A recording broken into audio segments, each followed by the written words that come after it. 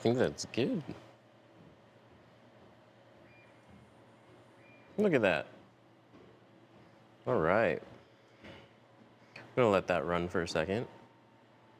And then let's get set up. We have an Equinox that we're gonna be doing everything with the windshield.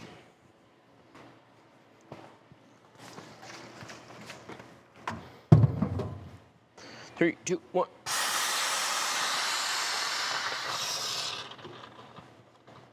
Nice.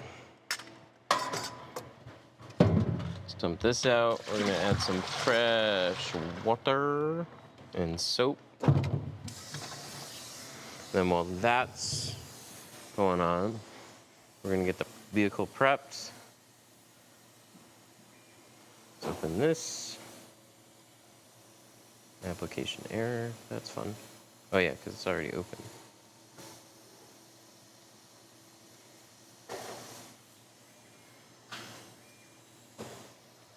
Well, I hope that goes away. Hey guys. Let's start with taping the seals. We'll see if that goes away. Okay. Forced quit. There we go. Select sources. That one worked. I have been overseas. Activate source. Oh, it never works when it does that. Let's try again. Activate. Let's look. Now it's working. Okay, so everything should be normal now. But yeah, I've been overseas. We're in the Philippines with my wife's family. We left the day after Christmas. And then we just got back Thursday.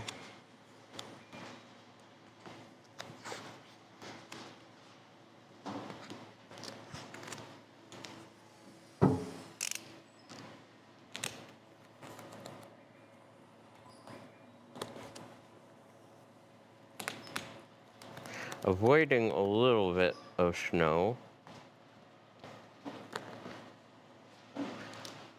But man, it's cold now, that's for sure.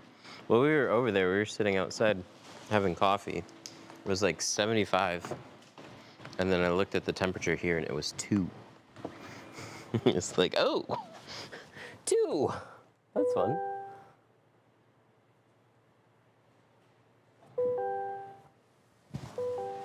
Was looking for a video from over there. Loved your last one. Thank you. I did go live once.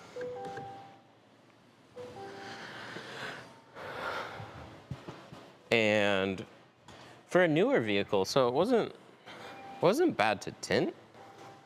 It just took forever because of the retint. They tint like everything over there. And so this one was a Ford Everest. It's very much like an Explorer. Factory new, but it had older tint sitting on it.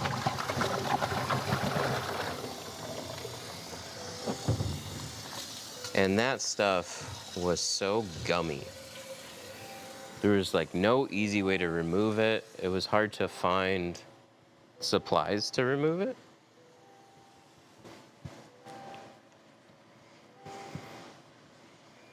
So I redid everything with the windshield. I brought out some Apex, checked it in luggage. It was funny to see it come off the luggage carousel. It's minus 15 here. Oof. Oof. That's brutal.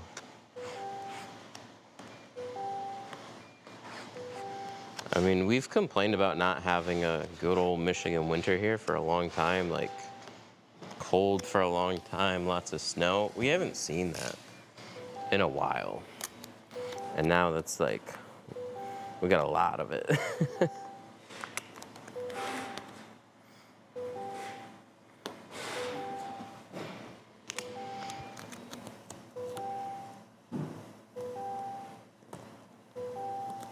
So I gotta make sure this car is done by 2.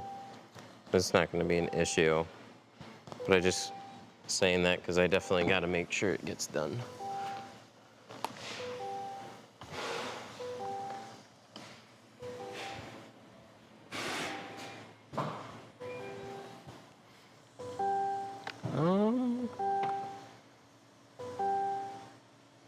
Huh.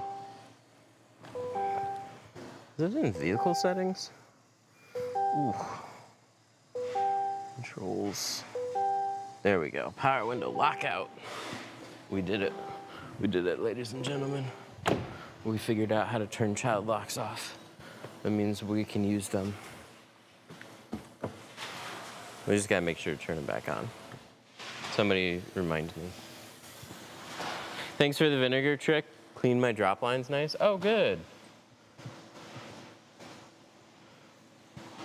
Yeah, I've run like isopropyl alcohol through them. I got the same tip from other people too. And yeah, it seems to have worked.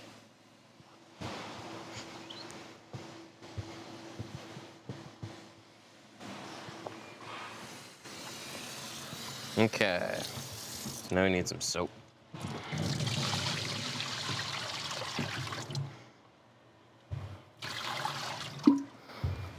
We got some clean water now. I'm gonna have to fill this back up with soap. So that's 1 ounce.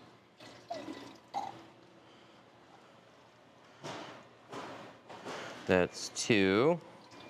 I'm not gonna have enough for a 3rd. That's this one. Why would you heat shrink the windshield on a Silverado cat eyes? Or how would you? I'd have to see it. Offhand, I'll be honest, I'm not sure, but just because I don't know if there's anything special about that windshield versus another Silverado. Generally not.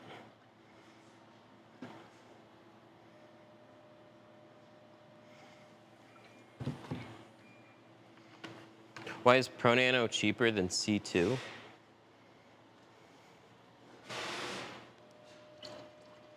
Is it?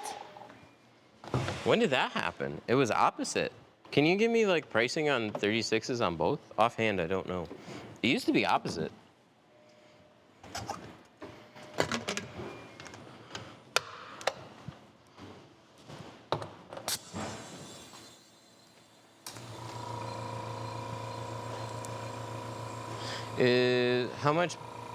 How much is a tint in the States? It depends on where you go and what you get. It varies so much.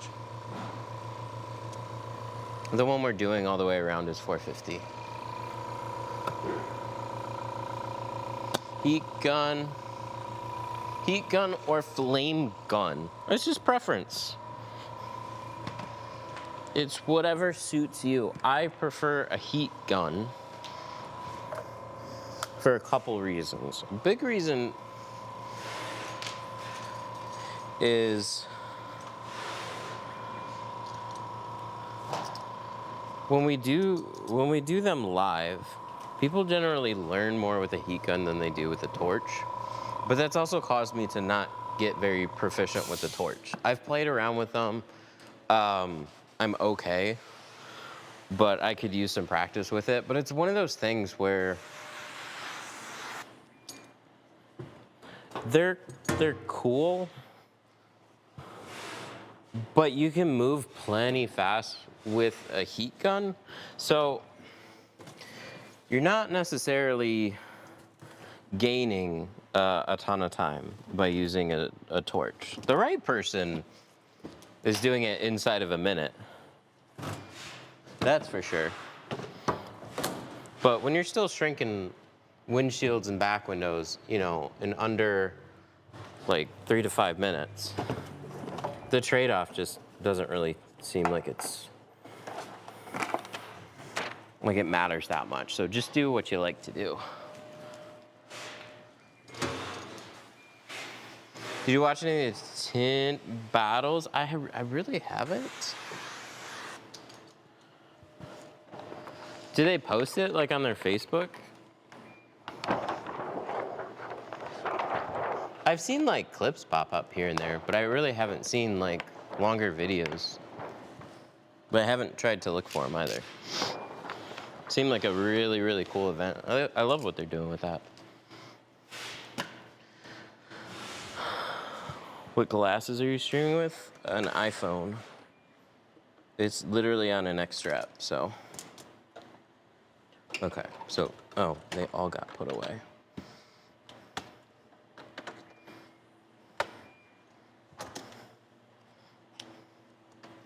There's this brand called Detroit Brakes.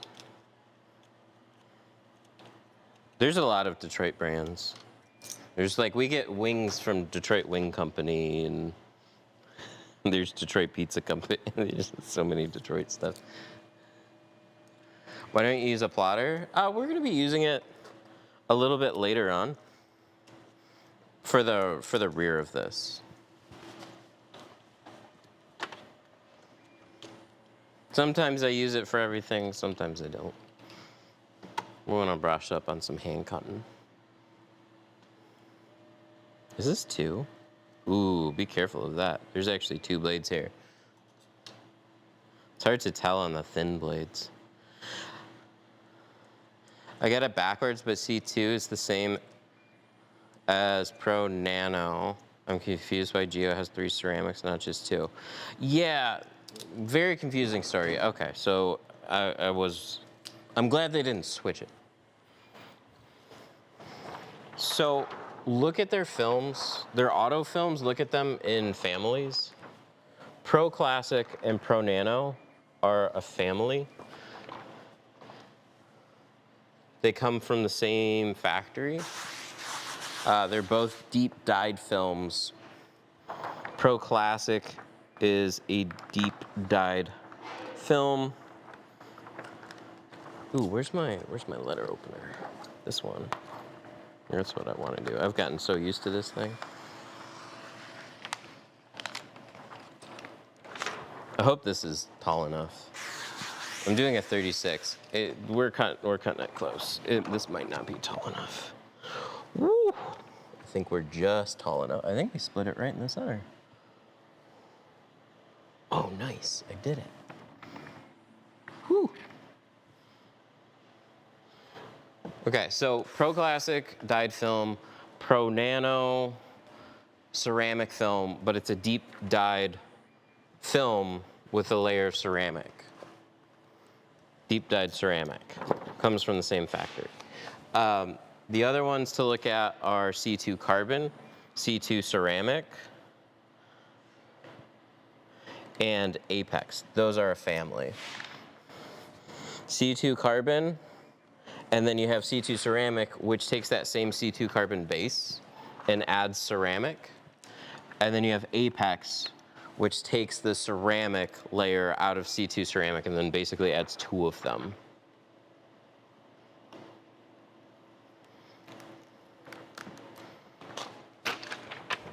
So Pro Nano and C2 ceramic are essentially competing with one another. We used to use Pro Nano. It's slightly better on performance, but the color tone in C2 ceramic is better. So that's why we ended up using that, and if people want more heat rejection, that's where we have Apex.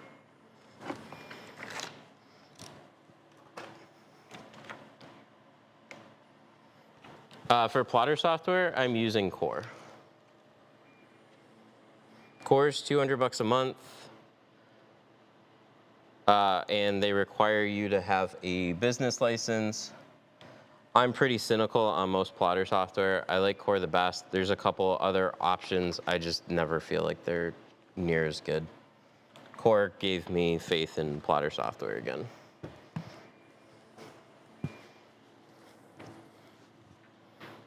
Because a lot of them are kind of rough. I recently switched from Tintex to GeoShield Pro Nano. Nice. Pro Nano is still a great film.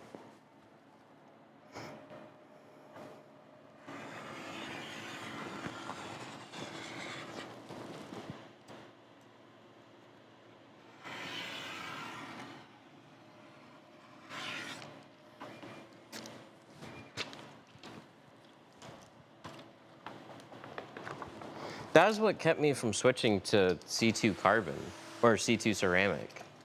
It was actually called Carbon Plus for the longest time. Didn't like the name. And the heat rejection on it wasn't as good. And then a couple years go by, they improve it, they improve it, they improve it, and the color tone's really good. And it's like, hey, this is now a pretty good alternative to Pro Nano.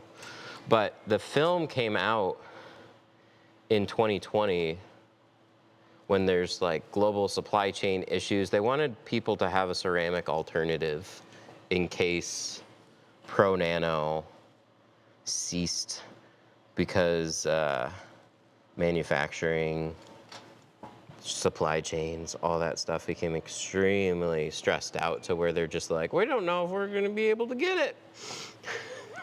We wanna make sure though. If you have a plotter, why are you cutting by hand? Because plotters are great. You're always gonna have to know how to hand cut. And this is like tailor fitting my door windows. So they're like an exact fit every time. I know the exact pattern that I'm getting. I still plotter cut doors. It's just more like, hey, what do we feel like doing today?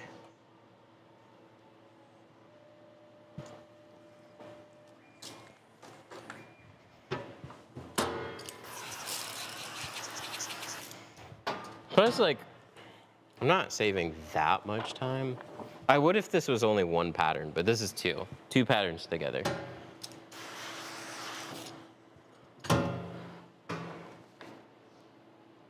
And then this is the magic. Look at that. See, we got two patterns for the time of one. But we forgot to prep that side, so let me put this one up.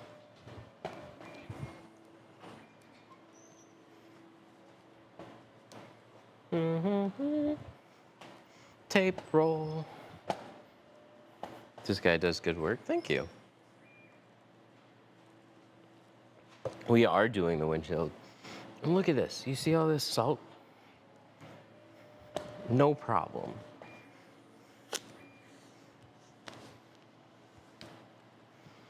Why not double shrink? I don't ever have a good answer for that. You absolutely can double shrink, and I almost forget about it like every time. There's just something like I'd still rather individually shrink them. I don't know. I should give it a little bit more of a go. You absolutely can double shrink patterns.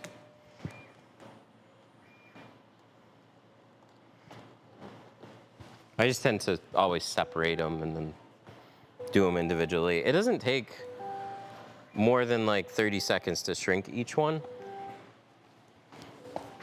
But panel guard is going to be back in stock as soon as they get here. Probably hoping a couple weeks, and we should be good.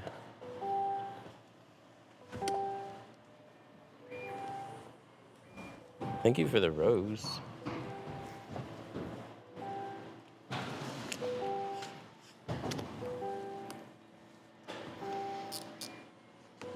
Camera 2.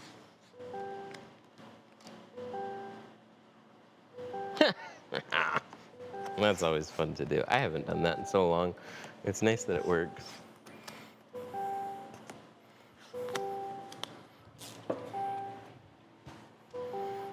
Struggling with creasing film with 2 staging. I mean, best advice I can give you is don't cut your patterns too big. Sometimes people just cut them wide and cut them very long.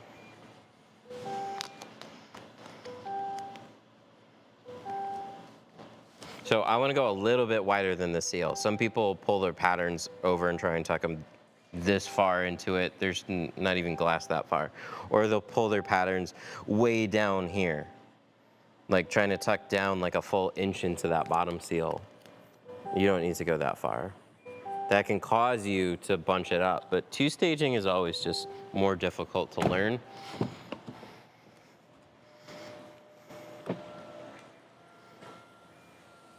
It's the only way that I learned early on.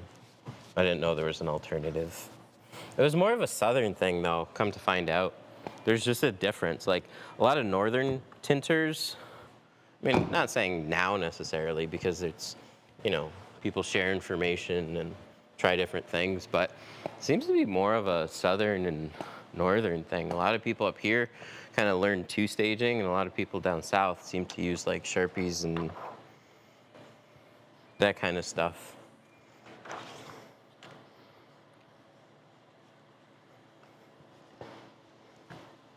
"2018.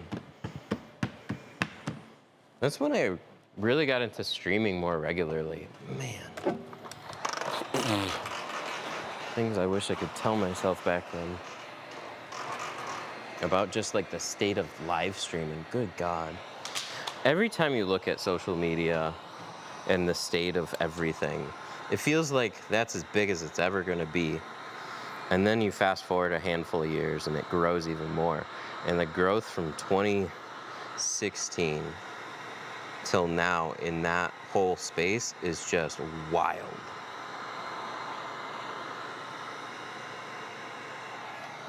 I had no idea. It's like when I started YouTube back in 2011. I just felt like it had already grown a ton, and how much bigger can it really get, but I'm having fun doing it. Bottom loading is definitely easier. Look at it this way. If you get rid of obstacles, that makes the tinting portion easier. The challenge then is getting rid of the obstacles. On some cars, it's very easy. Far easier to get rid of the obstacle that's in the way than to two-stage it. But that's if you're unfamiliar with two-staging.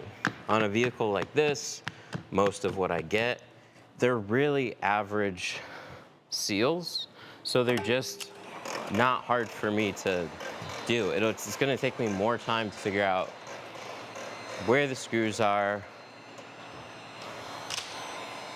I don't have a drill set up. Like, I'm not saying that's hard, but it's just like, it's just a trade-off.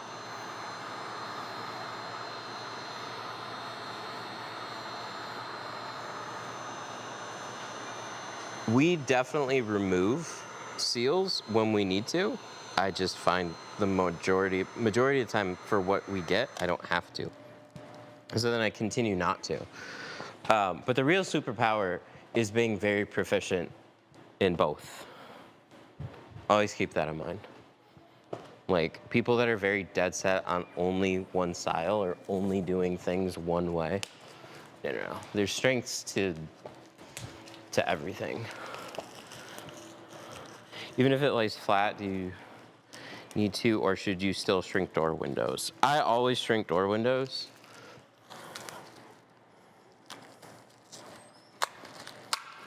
Oh my God, this tape is so strong.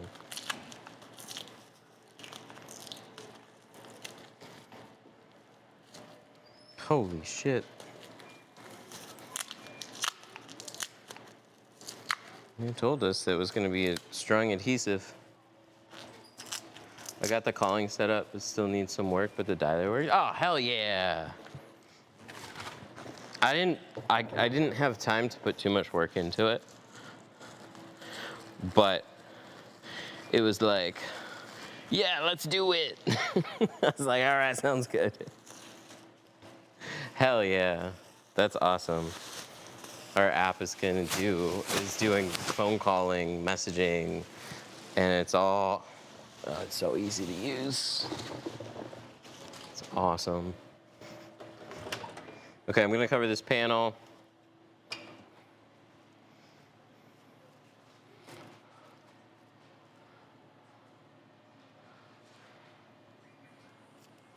Definitely remove seals.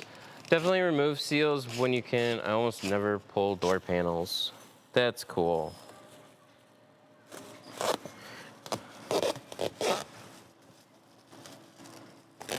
It's like, it's been a mix for me. Whenever I'm like, I should probably remove that seal, then we're pulling part of the door panel off or back or whatever. Like,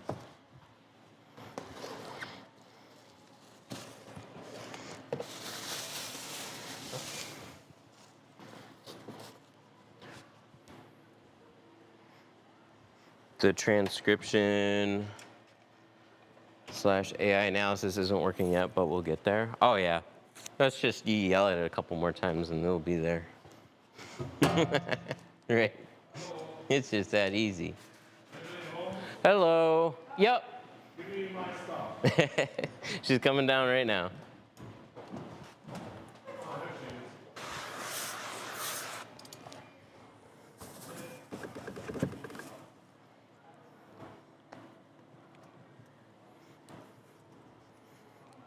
Do you like having your own business?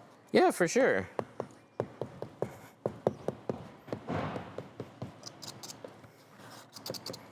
That's one reason I have it. There's things that I wish I didn't have to do. Like, one reason it took me so long to get a tint shop was I never wanted a tint shop.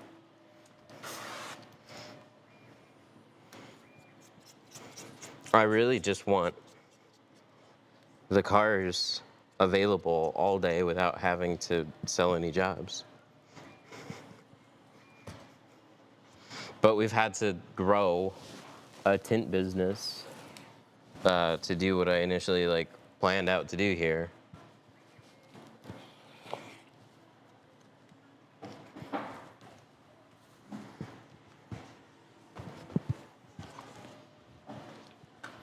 Let me look at this bit right here. See how this tilts? I want to make sure I got that.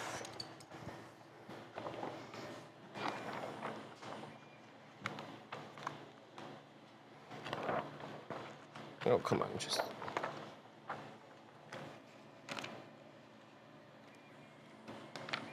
There we go. Ah, I should, because I cut this straight. So I started here, made my cut, and then just cut this straight, but this glass in the top corner tilts down just a little bit. So if I installed it, and I didn't notice that, my corner would have to sit lower, causing the entire top edge to not line up as nice.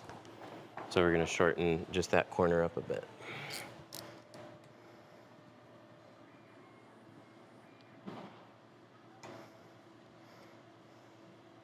Software for pre-cut, core.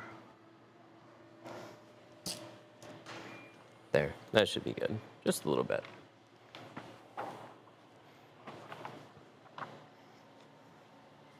I think plotter software is like my #1, almost my #1 question. I get asked about plotter software constantly.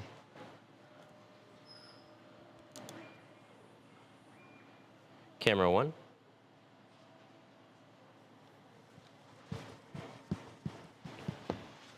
The cutting board, it's quarter, maybe a little bit thicker, tempered glass. And you know what? I've cut on a lot of glass. I wouldn't have thought there's much of a difference between plate glass and tempered from just like cutting tint on it. It's held up way better than just regular cheaper glass boards. It's more expensive, but it's held up to the gouges really well.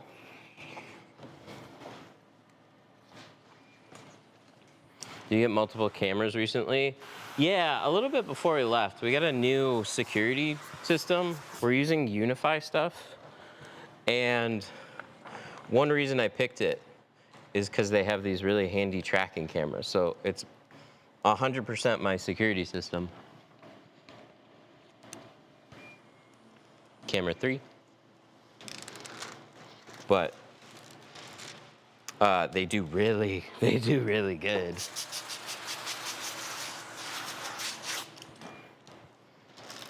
I always have these like weird ideas. I'm like, tracking cameras? Micro bubbles come from dust, yes. Yep, dirt, debris. There can be hundreds of little specks in a tint job that's just not done right. That's one major thing that makes tinting what it is. It's just tough. It's tough to keep clean. Once you get your process down, it's just about really having a smooth installation. If everything goes smoothly, usually it turns out very clean. The more you struggle, fight, boop stuff around, crunch it in a corner, you can hear it like crinkling up. It's bad. It's always bad. You want it to go on quiet.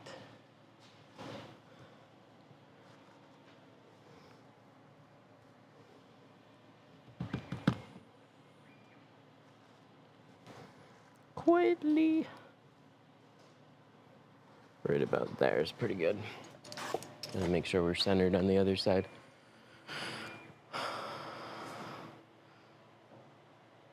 Cleaning glass, what's the best thing for cleaning glass? Stuff that evaporates quickly. If we were talking about for like tint installation, we just use our soapy water.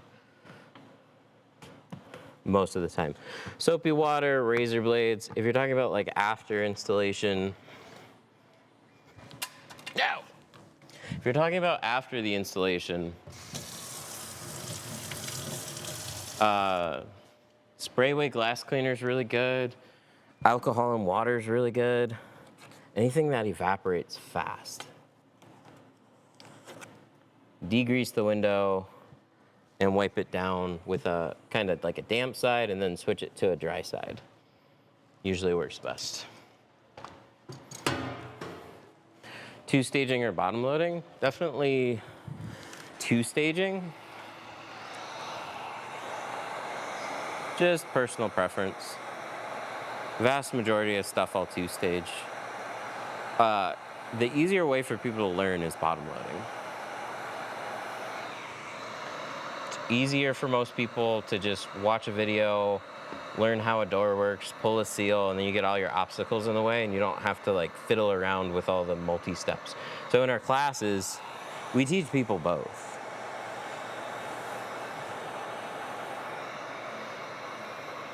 And it's just like, it's two ways of doing the exact same thing and just focus on your results. So whatever works best for you, play to your strengths, always. The only person you're trying to impress is a customer. There's people in groups and stuff that'll have wars about it, and I don't understand it.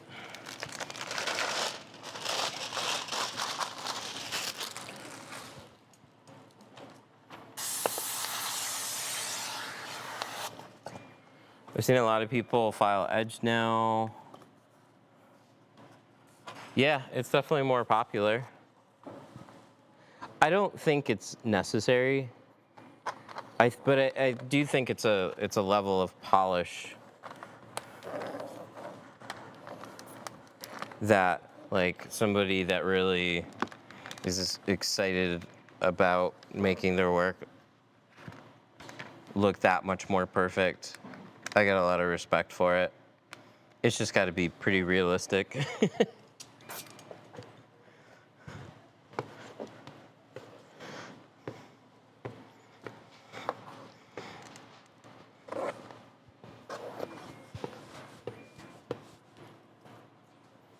How much do you charge for just a windshield? Windshields start at $150.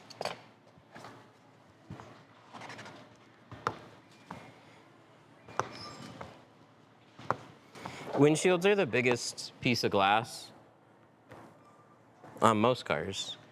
And they always take extra time and care. And it's more so that a windshield can just, like, you do everything.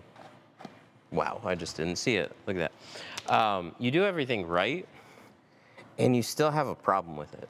And then you have to redo it. And it's just such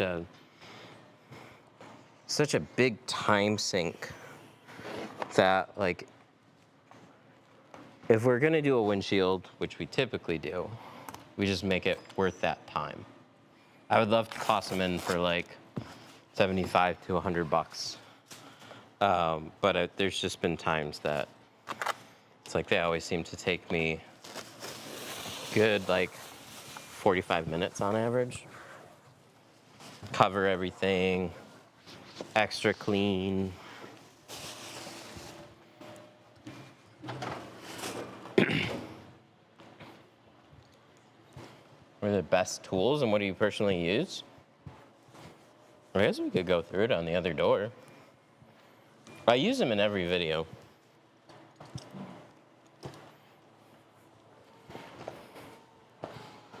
We're gonna cover up that door and we're gonna get started on this side. So, do I have any door covers open here? No, let me go grab that one.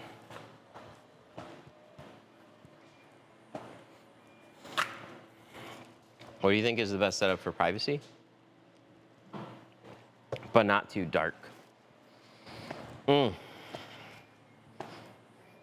a tough question to answer because for privacy, 5, and that's what we're installing right now. 15 on the front doors aren't as private, but they still give you a lot of privacy. So 15, you still see some like light silhouettes of people. But something that's practical but still really private is going to be a mix. Either like 15 on all the sides and the back, 35 on the windshield, or 5 on all the sides and the back, and like 35 on the windshield.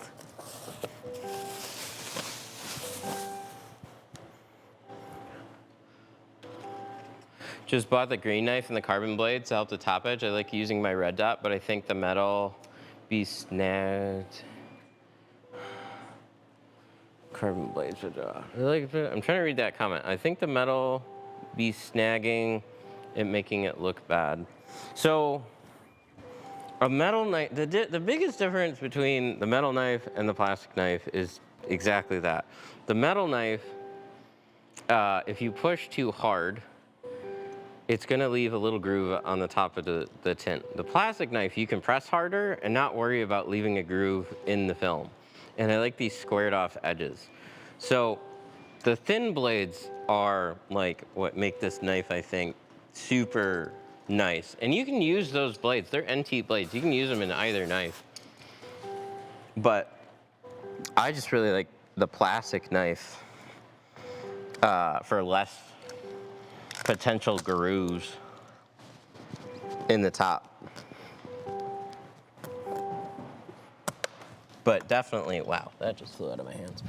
But definitely the thin blades, I've noticed, make a big difference for me. Less snagging overall. There we go.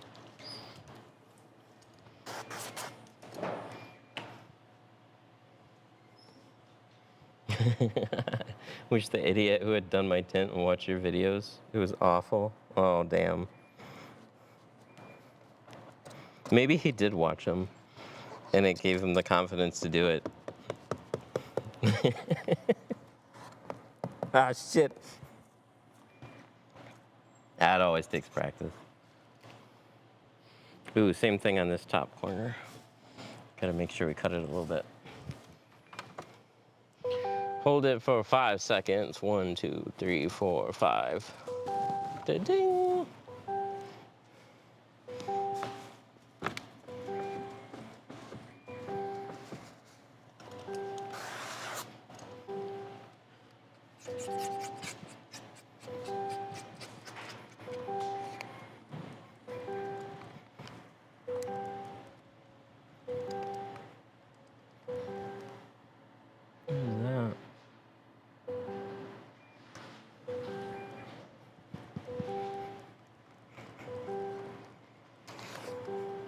It's a little something something, but it's gone now.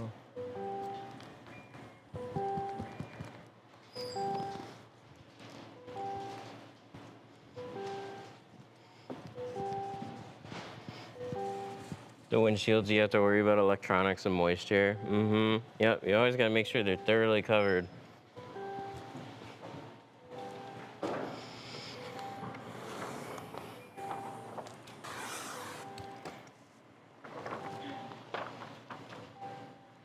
If you're being safe, windshields are good.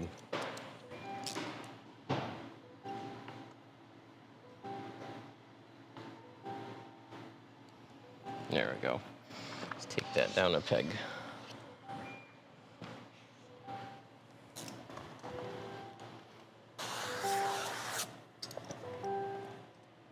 Missed a spot. I'll let you come get it.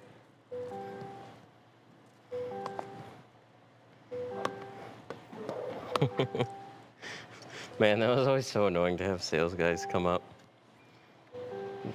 And like they would genuinely be like, hey, there's a bubble here. And it's like, does it look like I'm fucking done with the car?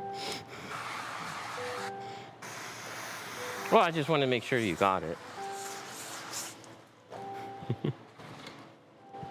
Go back up front.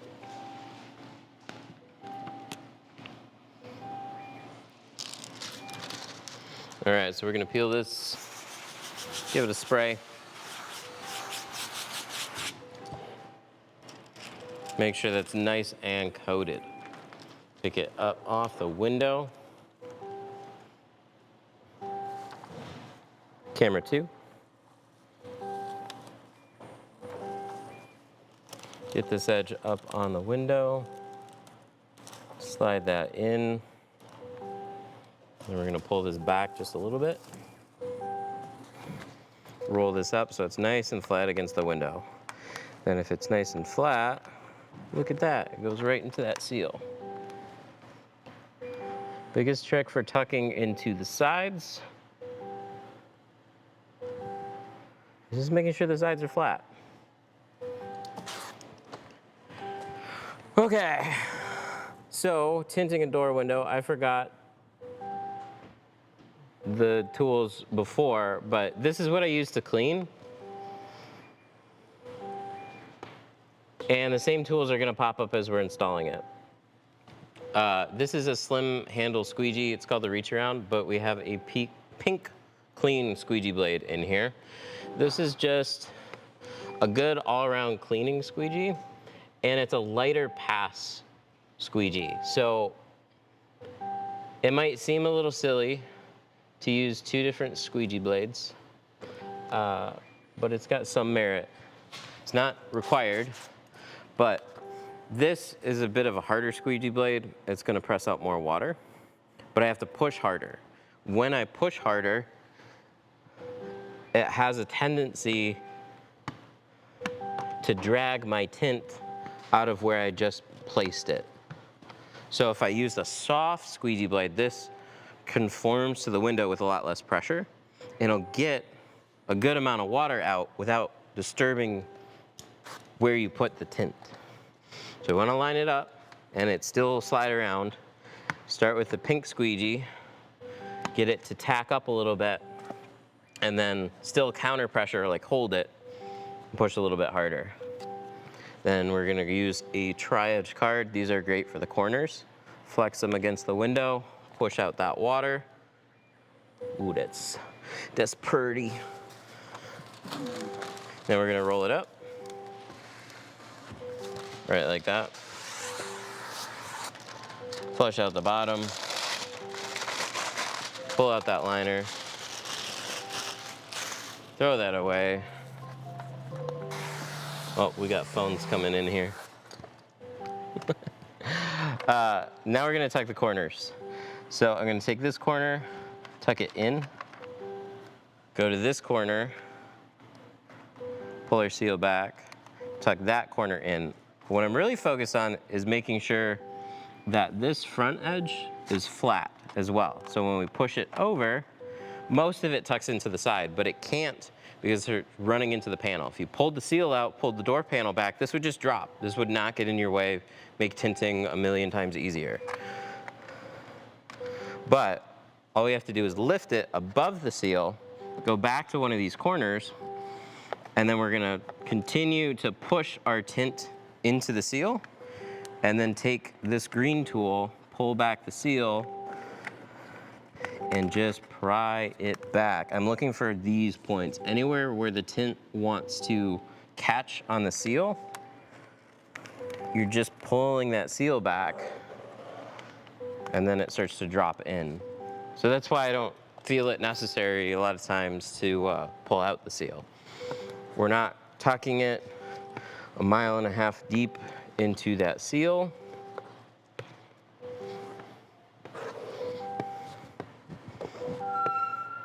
But it does add more steps.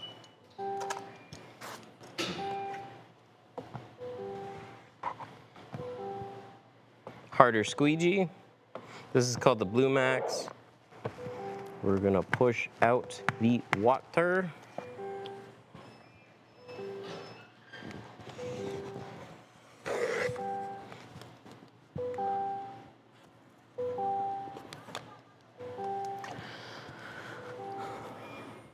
And check it out.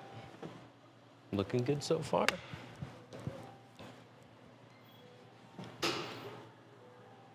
Where do you recommend buying tint? We're a tool and film distributor, so you could buy it from us if you want. 313tint.com.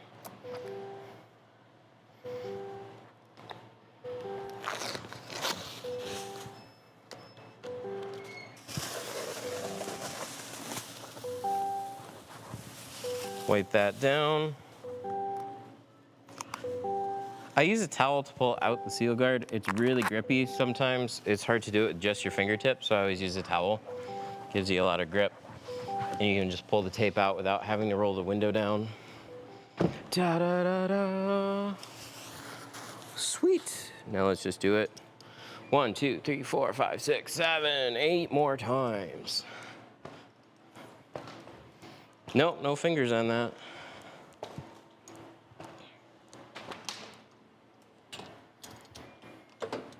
We shrunk it. We did shrink it.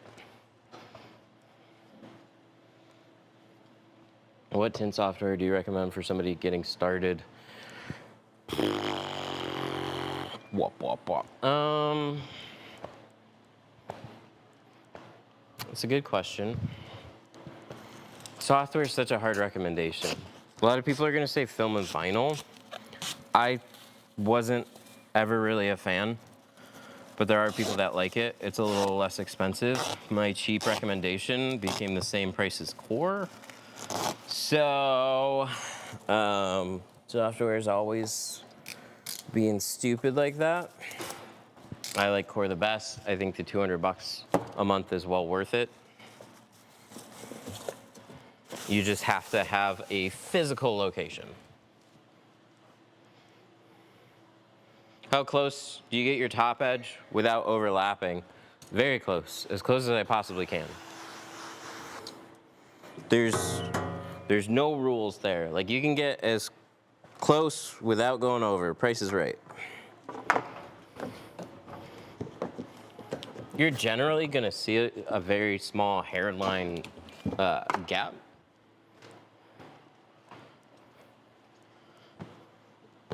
I gotta check this shade on this window.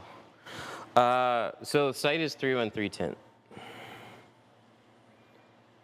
You can just order it from there. Hey, look, we're still streaming on the TikToks. Nice. That's cool. Camera 1. Okay, let's take this. Oh, I'm not scrolled up. Oh, no, I am. Okay. Shade. Let's turn this on.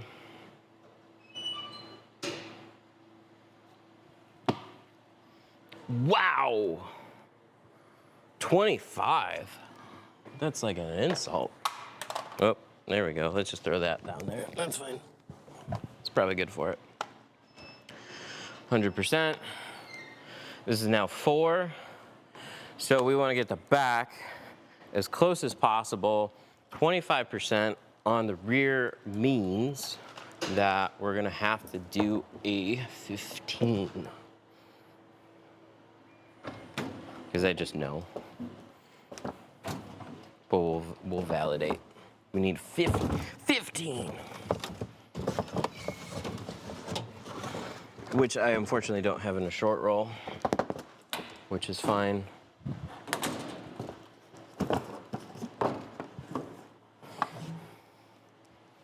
But we'll put this over, we'll throw a meter on it and see the actual numbers as well. But we want to get as close of a match as possible. Instead of doing 5 all the way around, we wanted to do the 5 look.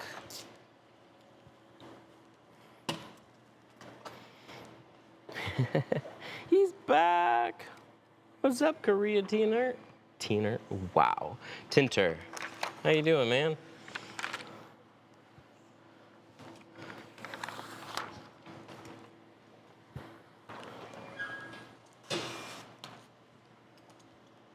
Okay. That thing that I just had, right? And I just talked about. Guys, where'd my meter go? There it is.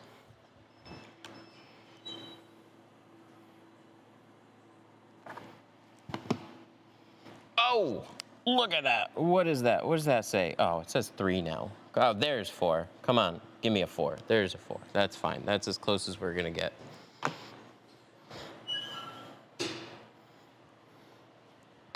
Love it. Spot on match. That's what we like going for.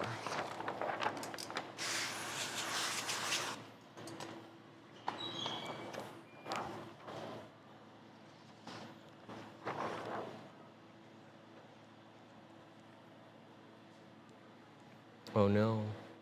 Ooh, it's gonna be close. See that dip right there? I got a little excited. I gotta make sure it's gonna be close. We might be a little short there, but we're gonna find out.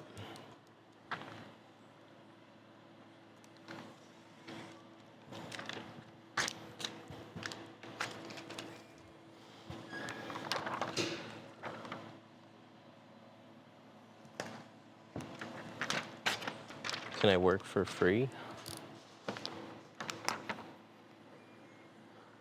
We just lost our receptionist / order packer, so we might need somebody. We also might get Jack back, so we'll see.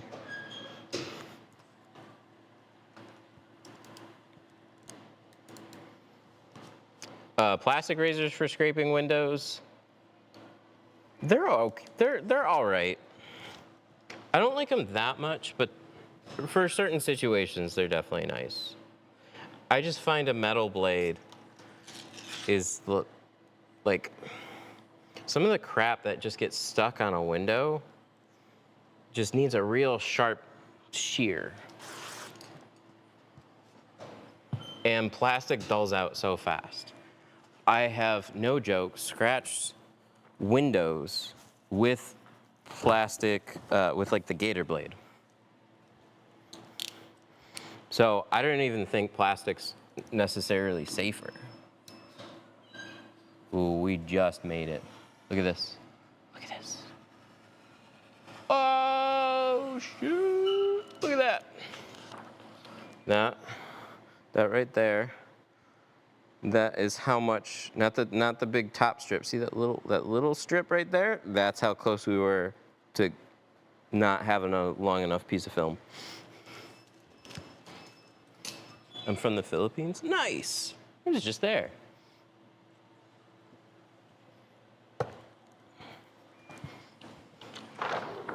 Brief layover in Korea as well.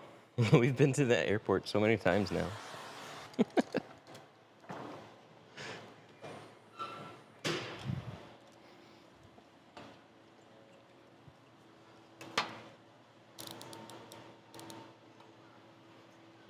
Hello from Michigan. I know where that is.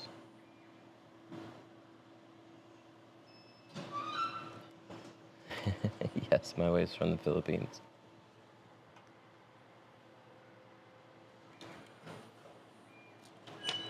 How to use a metal blade on a window, metal razor. The steep angle, or low angle, sorry. If you look up chip replacement videos, they use them actually in a scary way on a windshield. They use them like vertically, but blades are perfectly fine to use on glass. Just spray some soapy water so it has something to glide over. But you'll just take it and use a low angle. So I take it fingertips very low to the glass and that.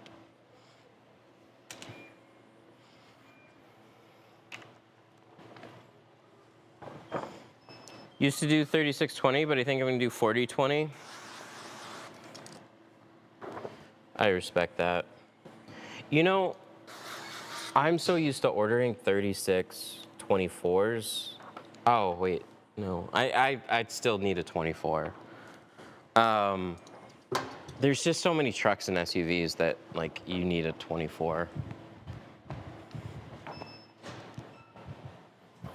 So I'd be missing that one. But I'm so used to ordering 36-24s because film used to be primarily made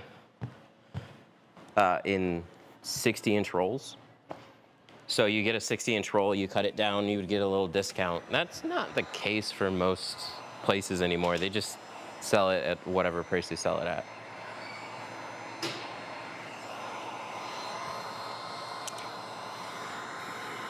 What do you use to sharpen a squeegee blade? I have a vise, and I run a blade. I put the squeegee in like a vise bracket, and I just run a blade along the top.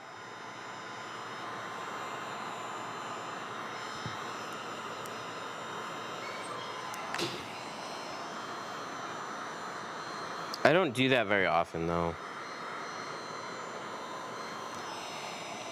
The fresh edge? If you look that up, that's a tool people use to fix their squeegee blades. Because you got good material there. They can last longer. I never knew what that vise was for. Now it makes sense. Yeah. I would just put the squeegee blade there. I had these like wider brackets. Line up that top and shing.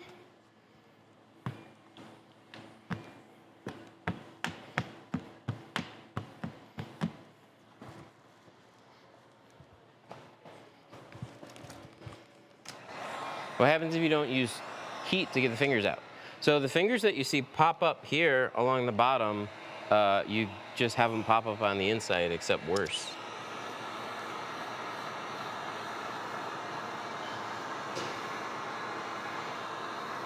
So when I'm setting up a piece of film to be shrunk on the outside, the way to look at it is you're simulating installing it as best you can on the inside. Now, we unfortunately cannot tuck into the edges, so you have these areas that are overlapped, and sometimes it can be a little bit misleading, and so you think everything's flat when really like some of the fingers are here, or this curve is keeping some of those fingers from really showing. But I take a piece of film, I spray the window, pop that piece of film there, spray it again, and then I squeegee it in a way that takes all that slack and really pushes it to the bottom. So then I see fingers popping up. Those need to be addressed before it's installed, or else those are what's going to show on the inside.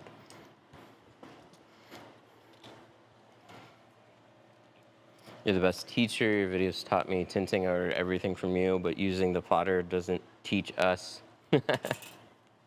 Appreciate it. No, but just have a realistic view on plotters. Like, they're amazing tools that will absolutely speed you up. But if you're 100% dependent on a plotter, you're just gonna have situations. My software's not working, this pattern doesn't line up quite right. Subscription did not, like it renewed, but it's saying it's invalid. Like, there's so many little things. I can't tell you how many times the end of the month for Tint Tech 2020, subscription would end and it would be the weekend. Like, their billing and subscription renewal would lapse each other. And you couldn't get a hold of support. And I can't tell you how many times we'd run into a Saturday where we had it just on auto renew, it renewed, we got billed for it. And it's like, oh, sorry, your subscription's no longer valid. Oh, it's Saturday. Looks like you're not gonna get a hold of support until Monday. And Saturday's the biggest fuck you day.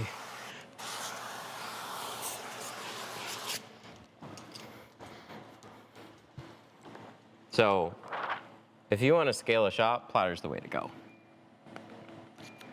Hands down.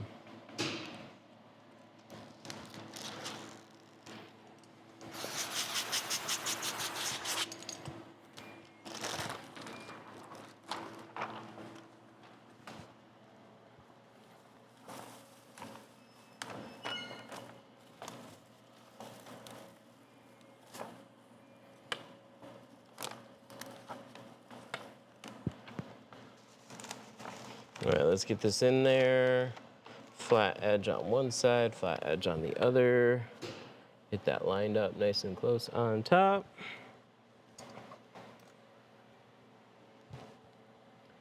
Camera 3.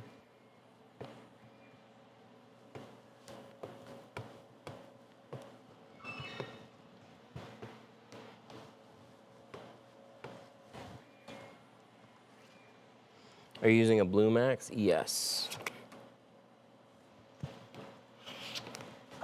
Blue Max.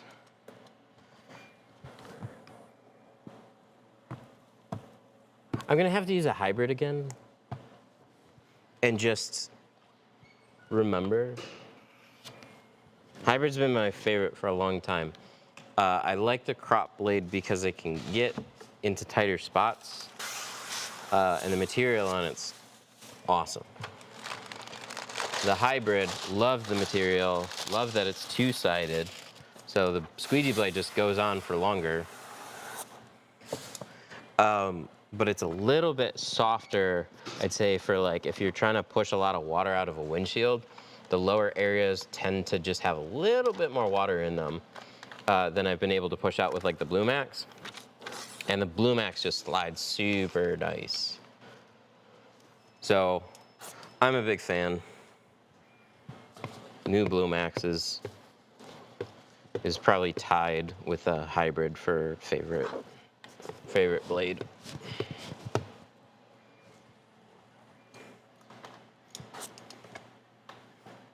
Did a VW Passat. First off, the back window so tight, you gotta cut so close to the dot matrix. Yes, yes, you don't have a lot of room, especially with that brake light.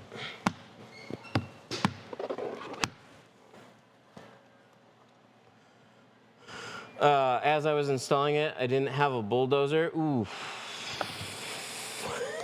I just read that second part. You better have a bulldozer for that one, or you're removing that deck. Even with the bulldozer, it's like you really gotta angle it just right. I had a live stream VW Passat, and then I ran into a situation where my bulldozer scraped against the tint and ripped a hole in it. That was a fun birthday stream.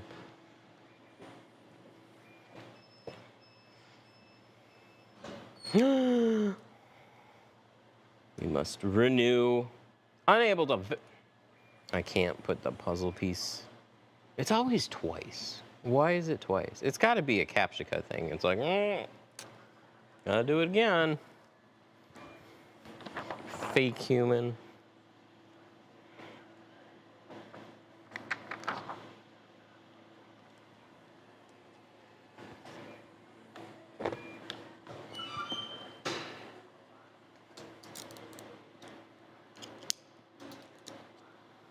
Why new? What new?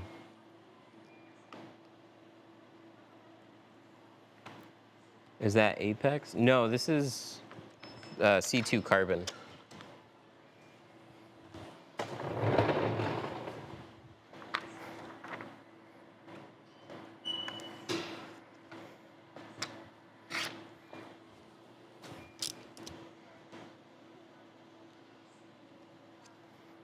Good customer. They brought another vehicle. They They had 2% on their last one. They're going a little lighter. They're doing 5 on this one.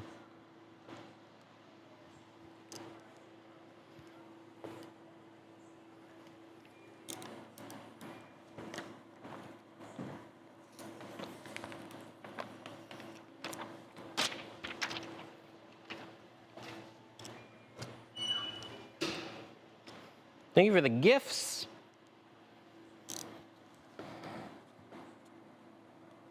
Let me look at the inside of here again. Plenty of space. Okay, cool. Got plenty of space on this one.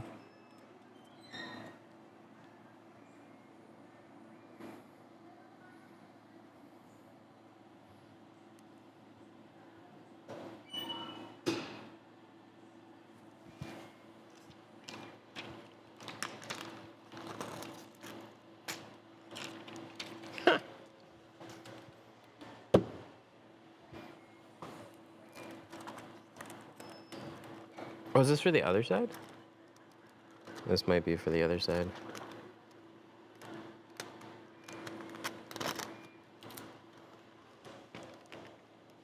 I had it backwards. That's okay. We'll take this over to the other side.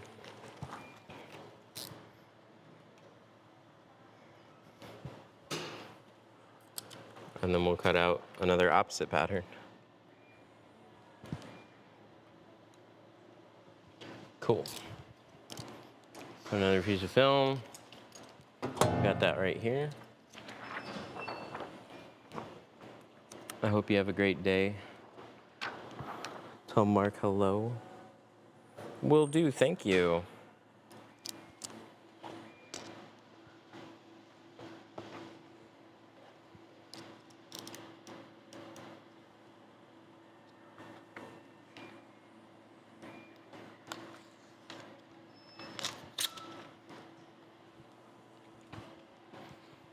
The orange bulldozer is good for back windows. They got a pink one now.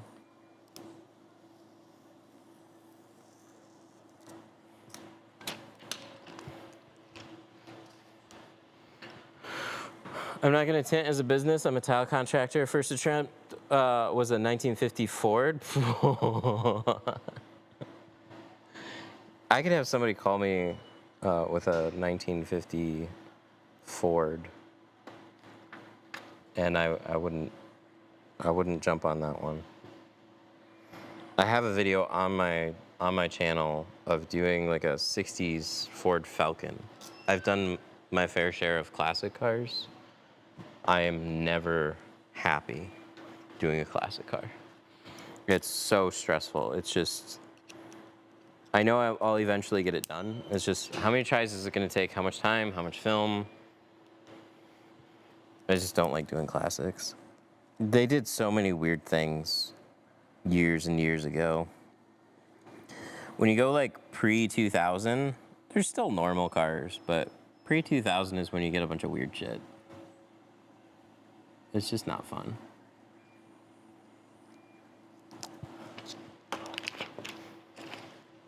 I'm happy to do a more difficult car if it's a modern car, because I'm gonna get that car more than once. Doing a classic car is like you learn a bunch of shit for that specific car, and then you never get it again.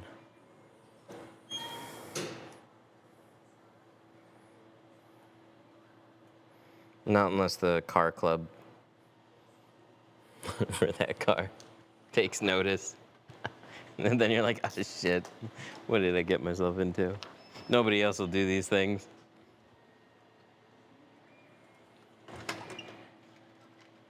I got a 71 Chevelle. Oof.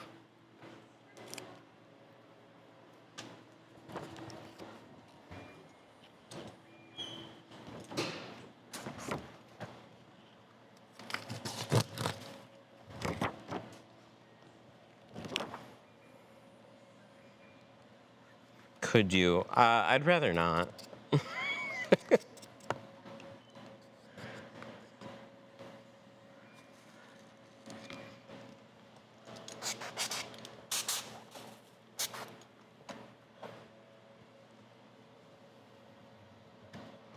How you get into window tinting? different for everybody.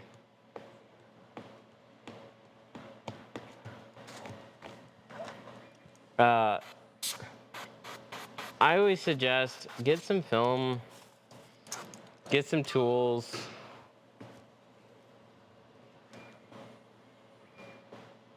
I understand nobody does. On the Chevelle, thank you. You know what? And that type of customer is like the best type of customer for something like that. Like somebody that's like, I know it's difficult. Nobody else seems to do it. But man, you just never know when you're just quoting if somebody's just gonna be like, ah, it's okay. Or if that's like, no, that's their baby. You got a couple dirt specks in that one. They are like, they're looking at that thing 24/7. That's the worst. It's because like the expectations for it are so freaking brutal. And you want to deliver a good job. It's not like I'm a hack. I just want to get this shit done. It's I want to do a good job, but the sheer level of insane difficulty some of those things are is just not fun. The gel tricks might help a bunch though. That's a new trick that people have. People are using like some school gel on like the classic Ford truck quarters and stuff like that. Love that. But seeing the gel on like windshields and back windows, that might make them suck way less. Wish we knew about that years ago.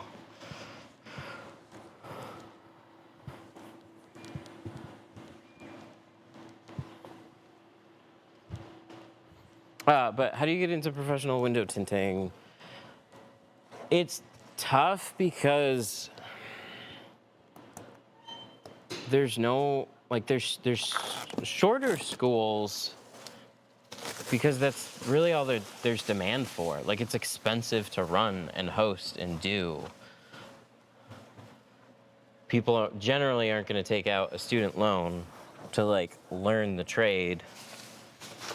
I'm not saying that it's not a possibility. It's just, you know, people get film tools. They can go take a short class. And if you stay committed, you can kind of figure it out yourself. There's no accreditations. It's just get film, get tools, and just start developing a skill. Some people take to it really fast.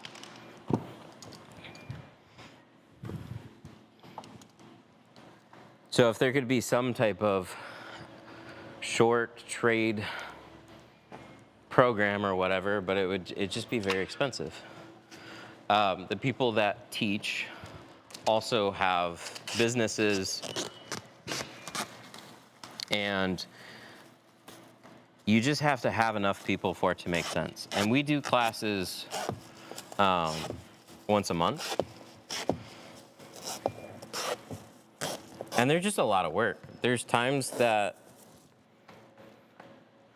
you know, they're like we only do them once a month because like just all the setup and everything that goes into it. It's like a small event. So we enjoy doing them, but we also just enjoy being a shop. You can kind of like shut your brain off and just tint some cars. But then this gets old and then you want some variety. Have you ever Frankensteined a windshield? Yes. Yeah, that is how I got first attempted doing windshields. And I never really did them well. Always had creases, small creases on the passenger side. When I first started tinting, windshields were not a big thing in my area. So it's just like somebody would say a full car. And a full car just meant sides and rear. And later on,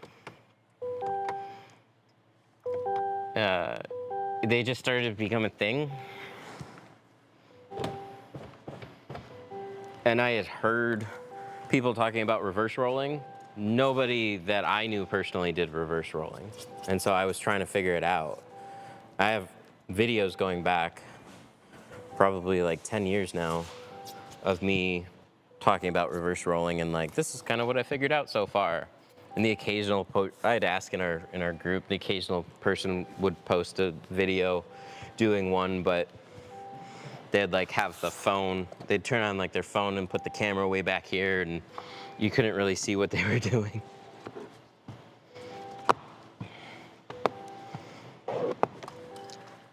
But yeah, I always reverse roll front windshields. It's just easier to control. And then Frankenstein back windows. Smaller ones you could do, but it's just hard on the big ones. Angles and everything too. Have you done a Lexus IS and you found it to be a pain? Yeah, they're kind of a pain, but pull the seals on that.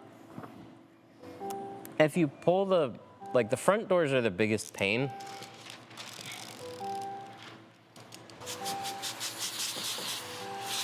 And that one, the newer IS and ES are very easy to pull out the front seals.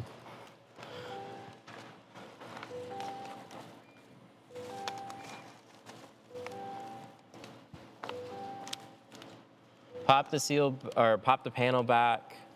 There's a little clip on the seal, like on the side. You pop that back, or a little push pin, pop that out. Seal comes out, makes that door much, much easier. So that's one of the few vehicles that, like if I get it on my schedule, no problem. If it's like a 2011 one, like oof, we're taking door panel apart. I've had issues with the older ones, the older ISs. Like the door panels themselves, whatever that rubber material is, they're like melting. It's gross.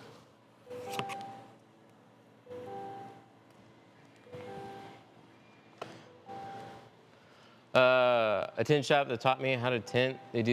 All they do is Frankenstein windshields. I've never seen them crease it. That's cool. Would they have two people, or was it just one person doing them? I tried a whole bunch of times. It's an awkward angle. I would love to be able to Frankenstein a windshield, but I need 3 hands. Because the angle on a windshield is different from a back window, and your position on a back window is different. So like when you're carrying it in, your hands are like the only thing supporting it, and it's kind of like up like this. On a back window, you can have your arms stretched out more. And you're a little bit higher up. So you're gonna get your arms involved. One person on that. Nice. Yeah, I just never had luck with it.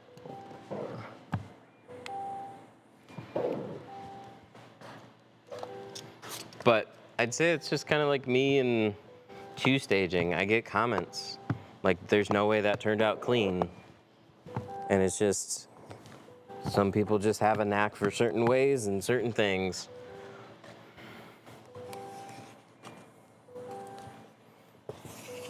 (2011 IS). Oh yeah, the 2011 IS. Ugh, no. I know that one from personal experience. I had a shitty day with one of those. Hot garage.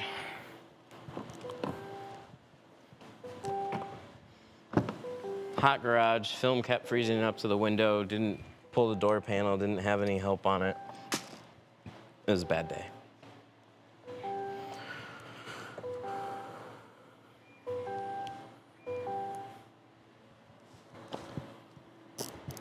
All right, let's grab that pattern. That one's all set, ready to go, and then we'll plotter cut the rear.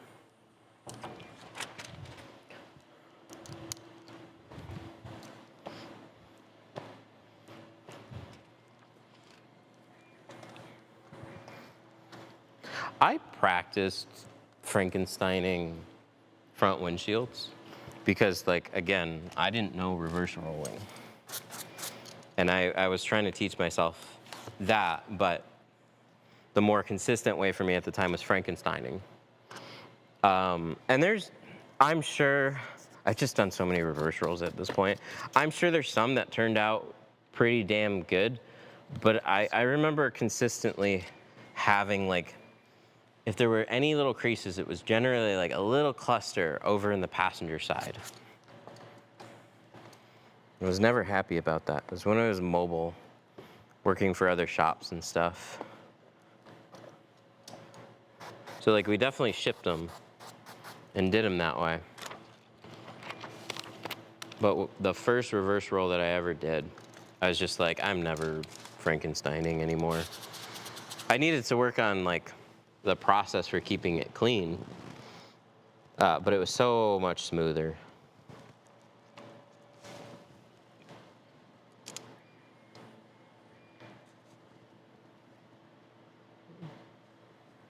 That's not a problem.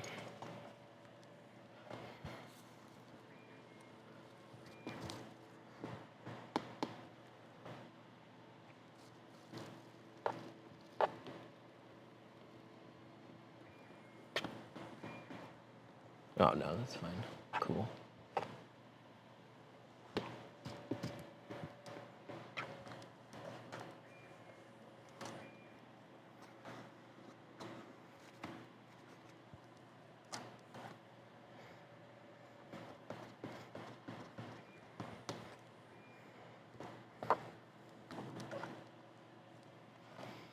Lexus NX250.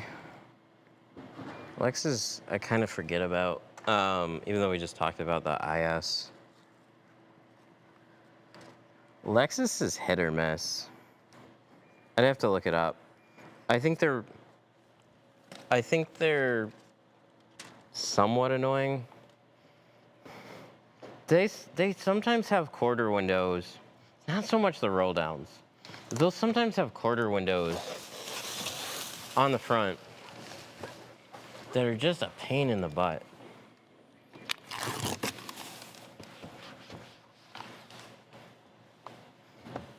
I couldn't tell you offhand what type of vehicle the NX was, if it was a mid-size SUV or what. Somebody in chat can, I'll look it up. I need a refresher.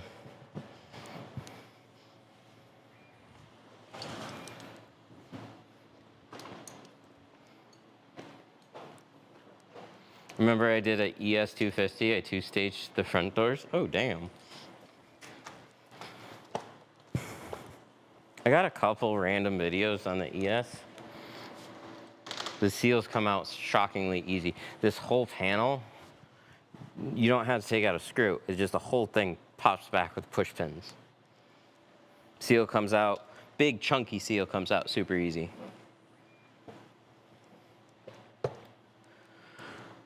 It was an old car. It's a Lexus 250. You two-staged the whole car. I did. Nice.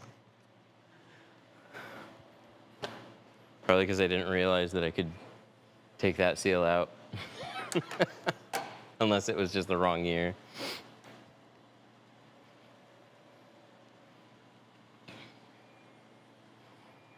Back to login. Oh, I hope it doesn't.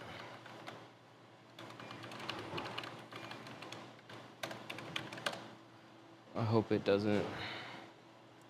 Hang on.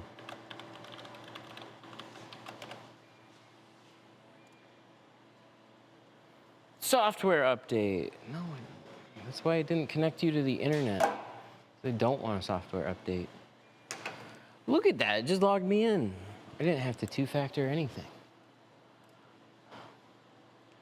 2026 Chevy Equinox. Not the EV, drastically different. And we're gonna get the rear quarters and the back glass. We're gonna put this on a 36-inch roll. Man, when you can get two back windows on a 36, that's crazy. think we're gonna get 2 back windows and quarter windows altogether.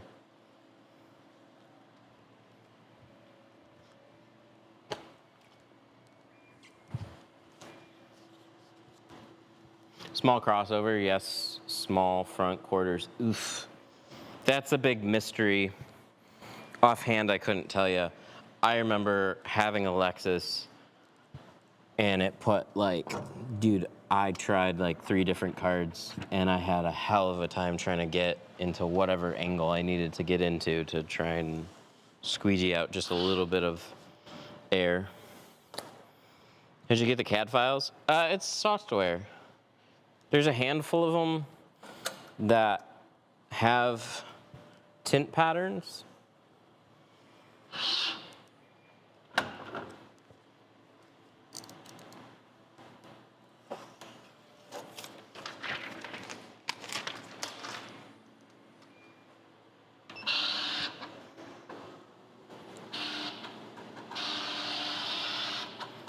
This one's core.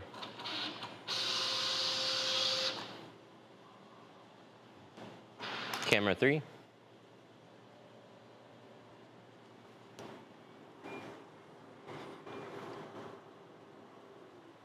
Well now, Mr. Plotter, that wasn't very nice of you. Okay, let's do this. Let's set this as an origin point. So when this sets up, there's this little eye here, and so that knows, as it's retracting media back, it knows as soon as it crosses. So sometimes the tint flips up a little bit, and it goes past that point, and then it just gets stuck. So we're gonna say continue, and then we're gonna push this button. We're gonna say origin, and then this is our new starting point. Condition F15. Okay, cross our fingers. It's been a minute since I've used this.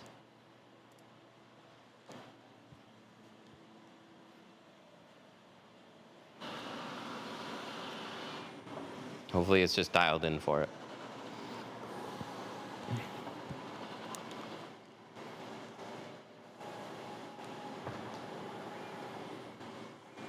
Lexus IS series rear quarter windows found it easier to do if you put thick weed whacker line in the seal.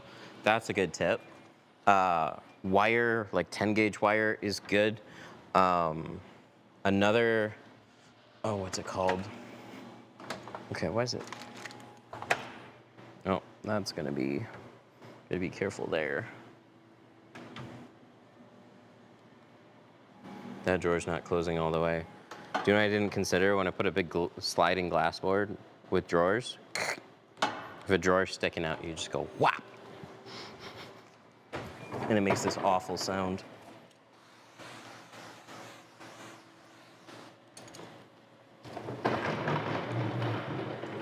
All right, let's see.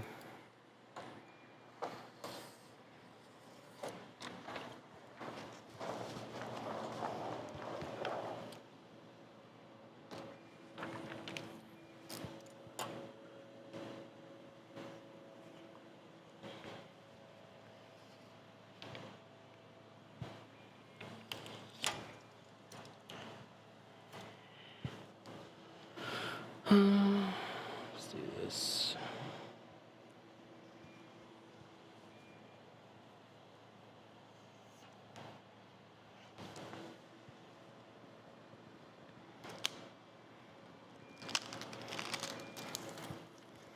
This is a good sign. Yes. Dialed in.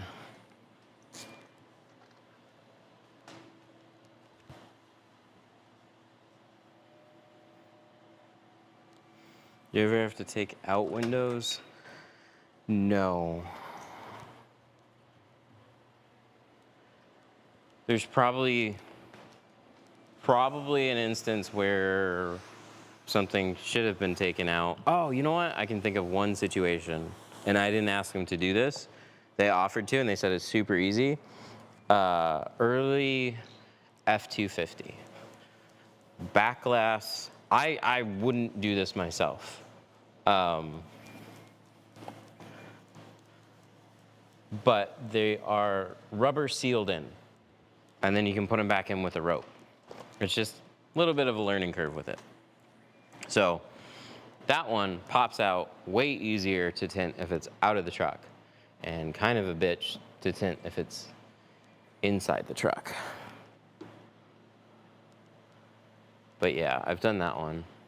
I've tinted windows outside of the vehicle, but I've never, other than that, I've never intentionally removed a window in order to tint it. Ever done a tractor? No, I've been blessed. I've avoided heavy machinery. I just don't live in an area where I get asked about it. I'm too in the city.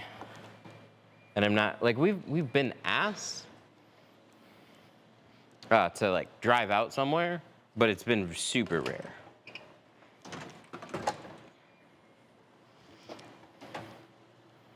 You know, oh my God, what was it? I wonder if I still have some. I gotta get a piece of glass for this. We have a 6 foot, it's all ready to go. I just gotta get a piece of glass for it. This is a frame for a sick rolling peel board. Just need to get the glass. We'll get one next year. I do, of course I do, because I used to use Dawn. And the little puck. I want the puck. I'm gonna try something today. So I was in the Philippines and I had to shrink a window, and I did not bring any dryer sheet. But soaps work, soap bars, and the only thing that we had laying around was, man, cold. The only thing we had laying around that was close to it was dish soap. And you know what? I put it on a rag, smeared that on the back window, and it worked great. So I want to try that today.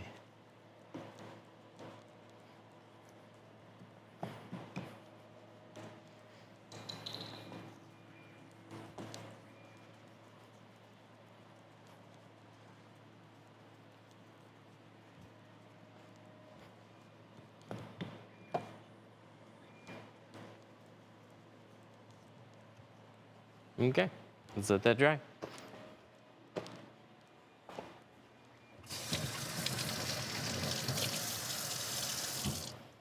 How would you tackle that back window if you don't have a plotter? I have some good videos on doing like a blazer back window. There's a couple ways. You could take a scrap piece of liner, open up the trunk, put it on the inside, take a Sharpie and mask out your pattern. Take that, put it on a blank piece of film, trace out your pattern, put it on there, easier time shrinking it. But I have a video that goes into more detail. So if you look up like window tint spoilers, you'll be able to find it pretty easily. It walks you through exactly how I would do it. Well, this is annoying. I don't know which one's which.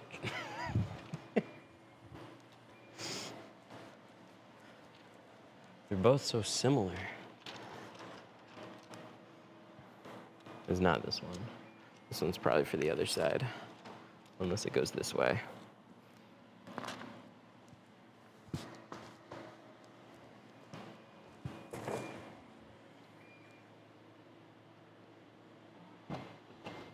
There we go.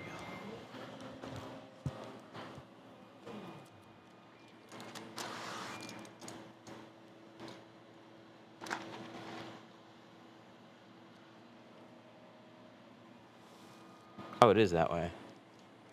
I think. Oh yeah, that's the one. I pick up quarter windows like this and they throw me off because they look like they would go the other way. But they don't. The long edge is out the top, the short edge is out the bottom. It looked backwards to me.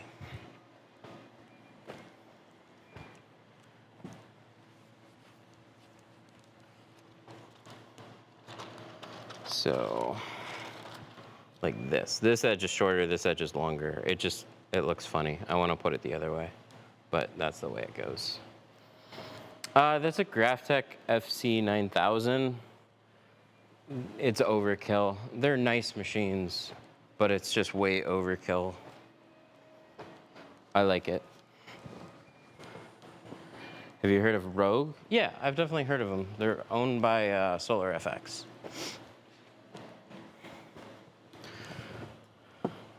They got a fan base.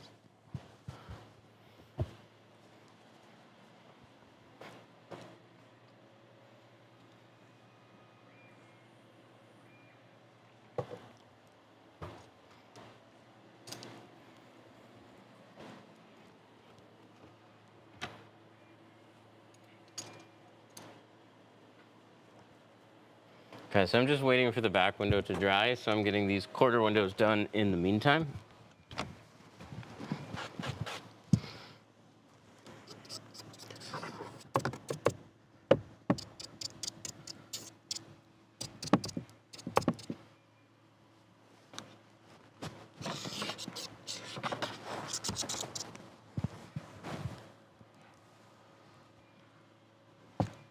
Can you do 3 layers? Layers of 50?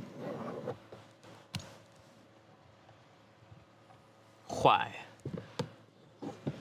Why would you do 3 layers of 50 when you could just do 1 darker shade? Graphtec is overkill. Which plotter would you buy? Graphtec.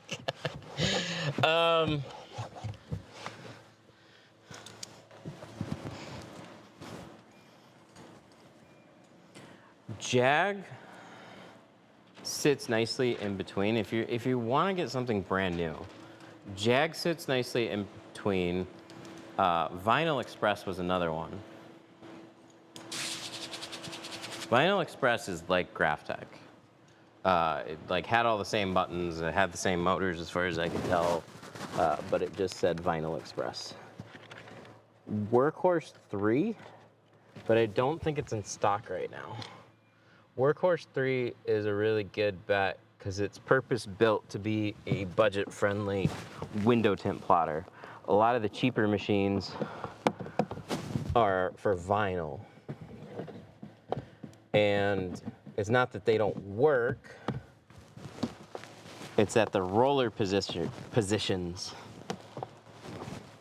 and presets aren't there. So like, they do work. The cuts will be fine, but they're a little bit more fiddly to use daily. So I'd probably go for, if a Workhorse isn't available, I would look, just see what would pop up on Marketplace, because you can find really good machines with very little use. What's the darkest you can do? I have a 2%. This customer actually had the 2% on their last vehicle.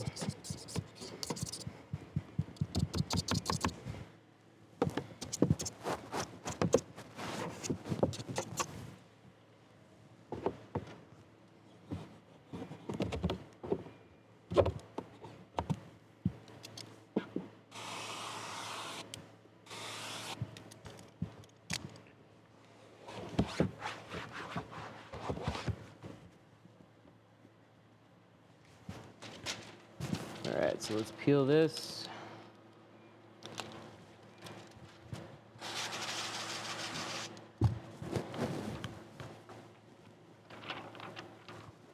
Long edge on top.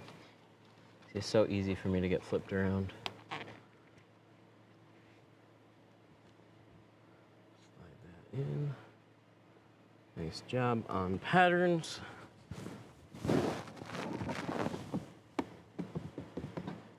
Use Dawn for shrinking back windows and windshield. I'm sure I have had the off comment and just forgot, like, hey, you should try like a liquid dish soap for shrinking. I was trained with dryer sheets. I tried soap bars. I do not like Ivory Spring as much as a dryer sheet. I was pleasantly surprised with the dish soap. So we're gonna see today.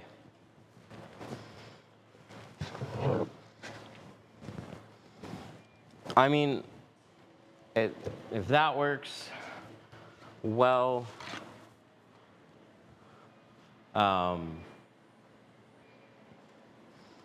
sky's the limit. I don't know. We could try a couple of other ones. Obviously, I'd want to try like Tint Slip, see if that works. Baby shampoo, see if that works okay. Because whenever you can get a product to double as something else, go for it. Oh, is this closing? Nice. All right, what time is it? How are we doing on this? 11:30. Nice. I think I got started around a little after 9:30. 9:45, something like that. So we got all the sides done. Back windows prepped. Then we'll get the windshield all set, ready to go. Making a very good time.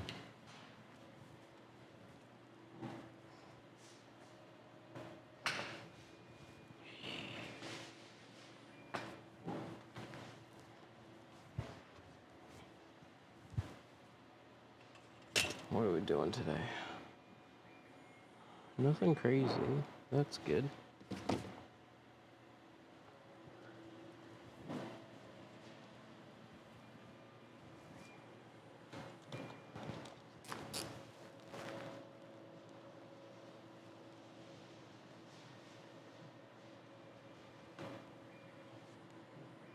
Black hard card for shrinking? Yeah, I used hard cards for a long time. Black ones are super nice.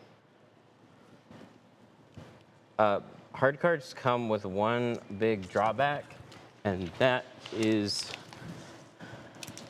they can rip through the film if there's a little speck of dirt underneath.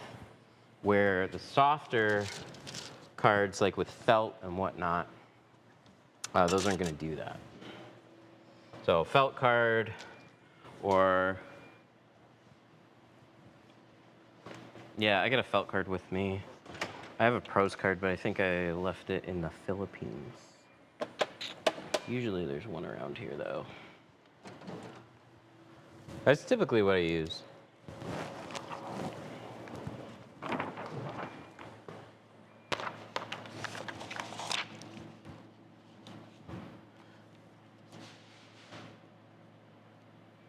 Shrinking on the Dawn dish soap.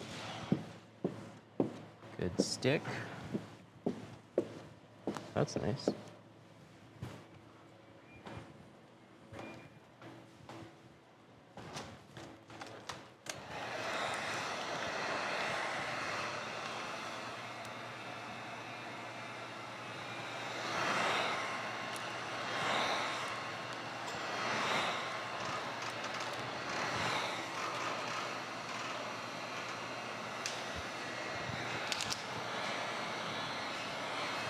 How do I take off tint?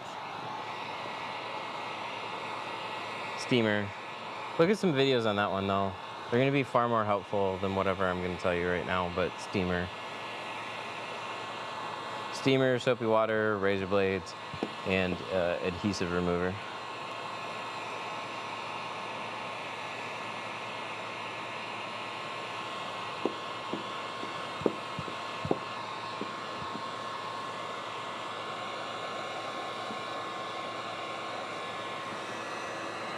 Who invented one-piece shrinking? I have no idea. But it's a combination between the installers and manufacturers. They, like, a lot of credit working on difficult stuff, and heat shrinking was something that was just kind of like figured out, and fuck, dude, I wouldn't have figured that out.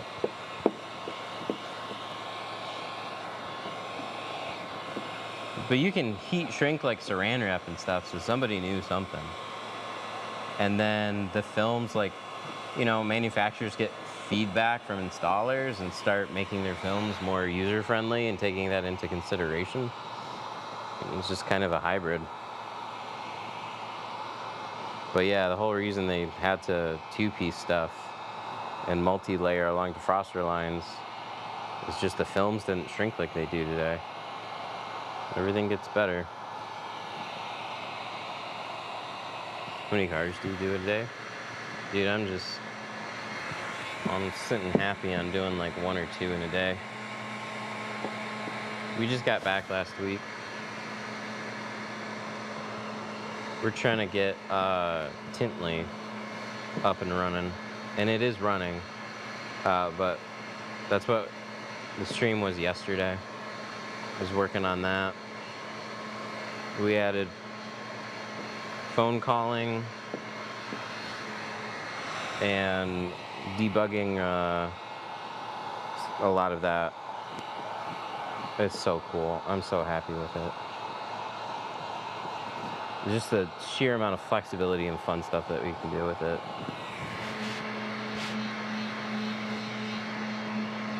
Easy to use scheduling, easy to send deposits, booking calendar, all that shit. And then we are going to be experimenting a lot with the texting automations. I want to get a really nice hybrid. So if somebody calls, we miss a phone call, they get a text back. And then it answers some basic questions, like what year, make, model. And then we could have it do pricing. But I think I'm going to have a workflow set up so it doesn't give pricing, but it just helps with all that tedious back and forth to kind of get you to a point where it's like, okay, I'm ready, I'm going to take over. And either call or send this guy a quote. We've been running like an automation for like the past year that does all the quoting for us. And really what we've learned is it's very good at giving people the right information if it's set up right. But it's for quick sales.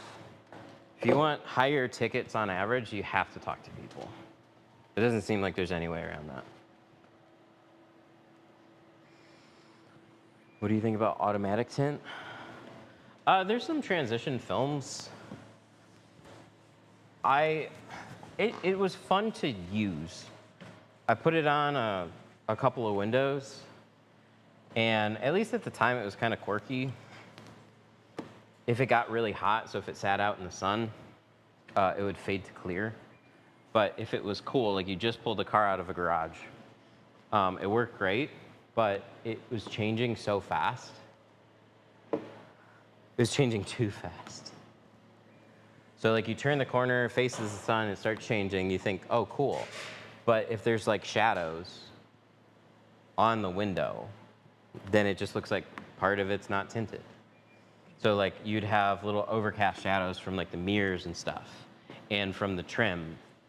So like this trim, if the sun's at an angle, it's casting a little gap shadow here, so it looks like you get a big gap along the side and the rest of it's tinted, or sun's coming here and you got a big hole in your tint.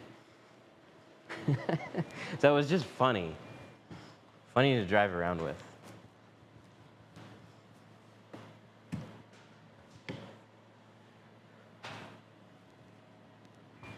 That worked really well. I want to use, I was going to say, I want to use it on a windshield. We have a windshield right now, so we might as well use it on this windshield.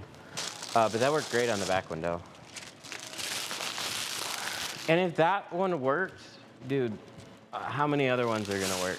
So it just might be like, hey, I got a hand soap here. I'm out of dryer sheets. Just fucking try it, dude. Camera 1.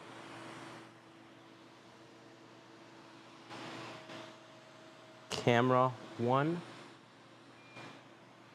There we go. Yo, what's up, bro? Where's my... I want to say I saw one here yesterday. Oh, here's a Lipton. I need this guy. Should have had this earlier. Okay, so we're all done with all the sides and the rear. We just got the windshield left. It is 11:42, making good time.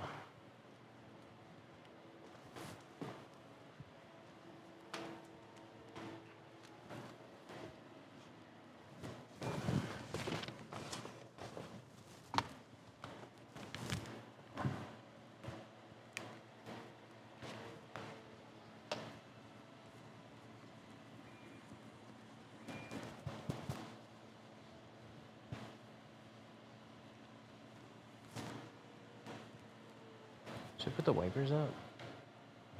I don't really need to, but I think I will. Just get them out of my way. It's a damp day.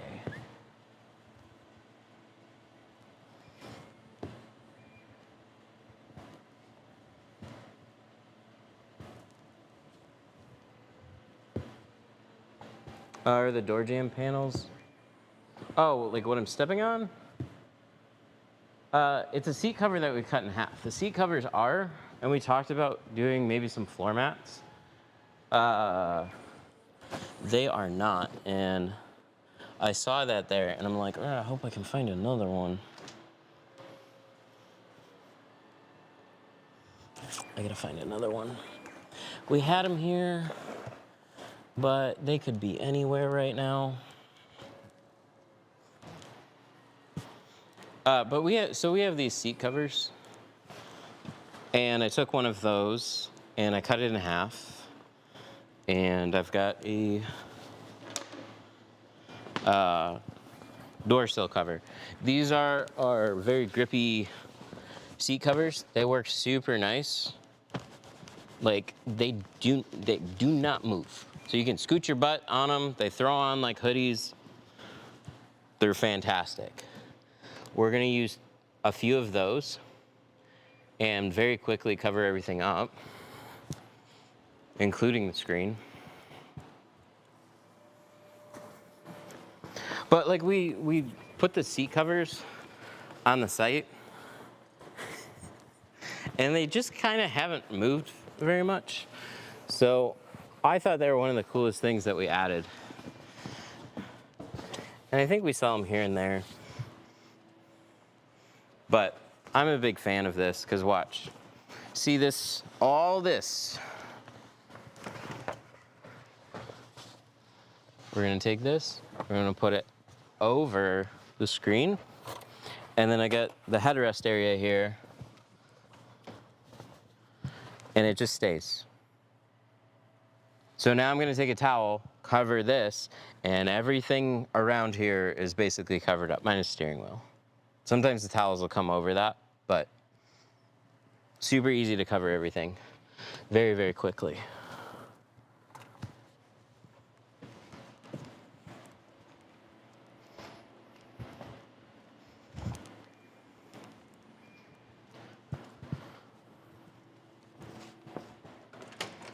What's the best way to get in touch with us? Usually calling. Just call the shop, or message us on Shopify, or info@313tint.com.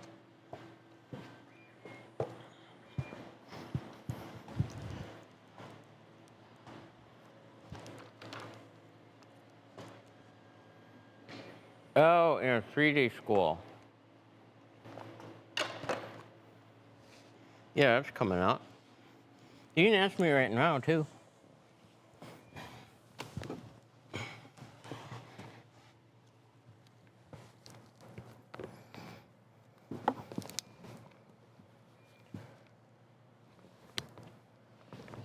Okay, I'm gonna show you as soon as I can. We're tucking the towel into the dash. That, to me, is very important. And if you do it right, you can keep it very flat. We don't have a lot of space in that middle section, but that's gonna act like a rope. Uh-oh.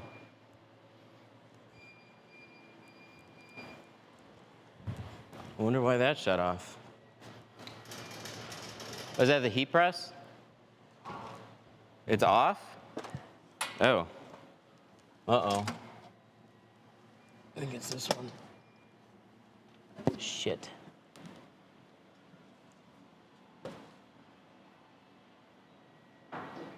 Off? Okay. Fuck. I think that's the first time I've had it pop and not just kick right back on. So,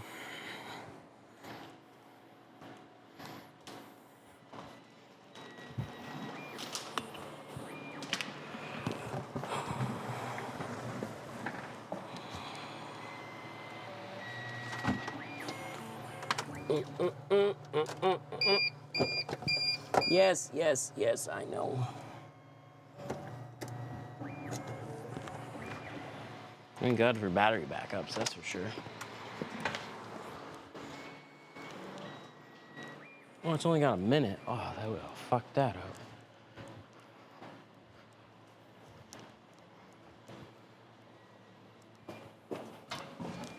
Please, please, please.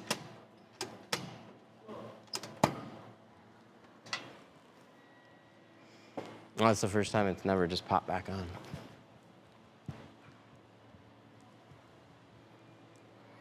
Huh.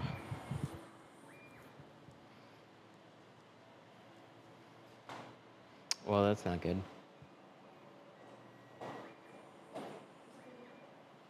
Okay, we'll figure it out after. It's not gonna kill anything.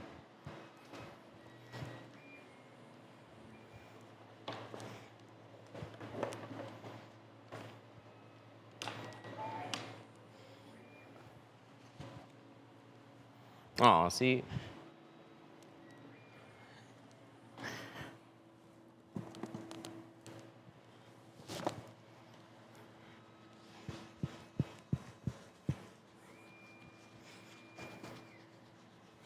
What's better, Instagel or important sauce?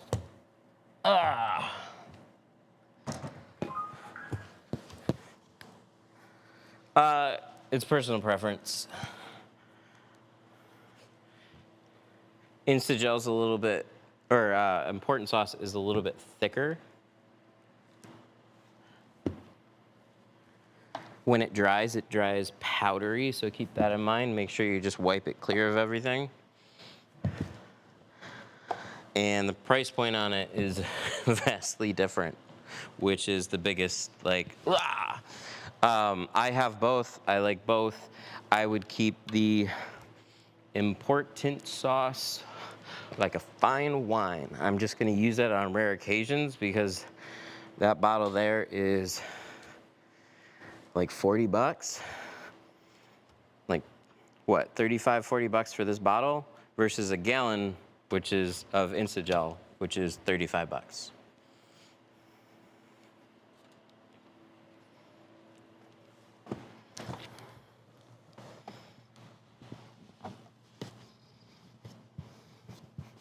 So the thicker important sauce is going to do a little better job of holding contaminants and keeping them and pushing them outwards. Instagel is a little bit thinner, and it does a great job of providing a barrier. I would just get both and see how you like it. Been tinting for a very long time without ever using gels. I'm never going back to not using a gel on a windshield installation. It's that helpful. But the stuff that I work on, for the most part, is not super dirty. So if I had an extra dirty use case, I'd probably splurge and grab the important sauce. But on my daily, I'm just gonna use Instagel, and it works great. But the thickness is really gonna be the main difference between the two.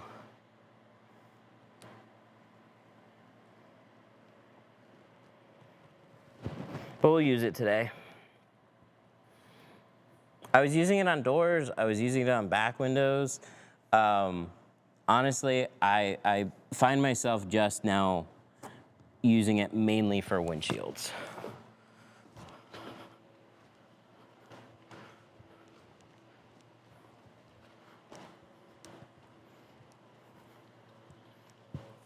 I have Instagel, it works good. I've used important sauce and it works good as well. Yeah. That's basically it. They're both solid products. I don't understand the price difference though.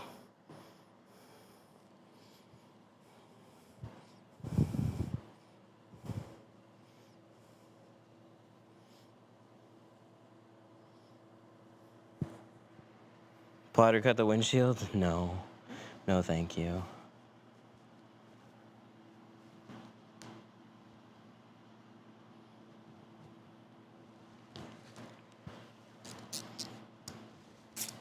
Instagel is top tier. I agree.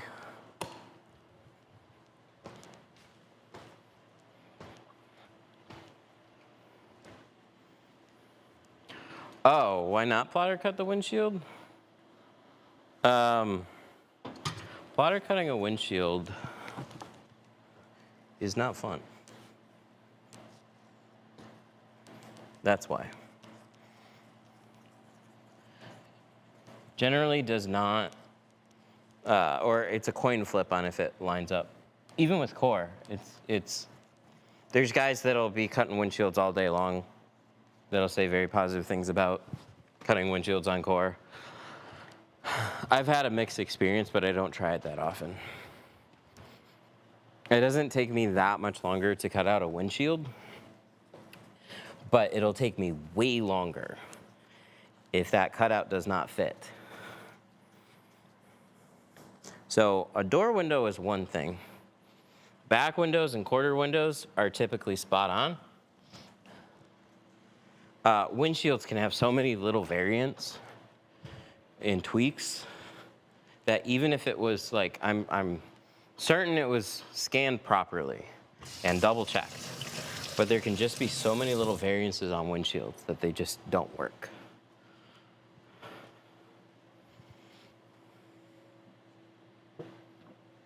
What kind of soap? For installations, I'm using Tint Slip. The Dawn here, we're using that because I just had to. I just had to try using that in place of a dryer sheet on a windshield. So we're gonna let that dry. I was in the Philippines and I forgot to bring dryer sheets with me. Soap bars work pretty well. I don't like, I wish they were a little more tacky.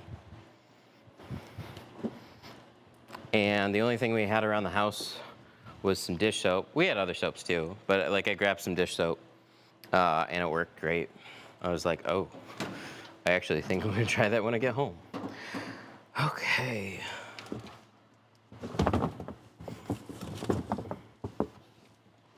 What are the 4 main tools you use while tinting a vehicle? Handled squeegee, knife. So handled squeegee with a Blue Max blade.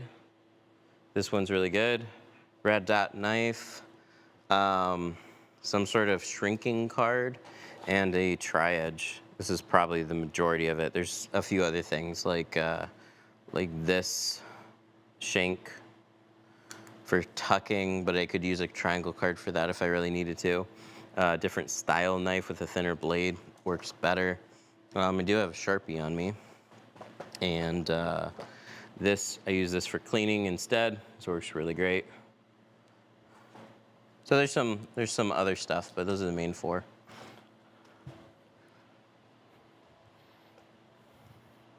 How fast does it dry? How fast ooh, a little faster than a dryer sheet. That's nice. I like that.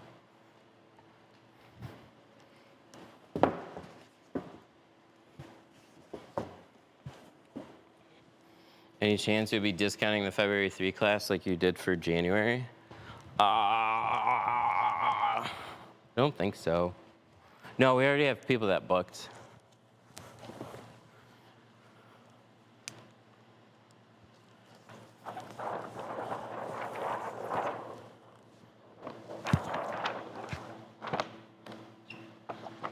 We did that because the classes for the months that they were especially slow. February's picking back up.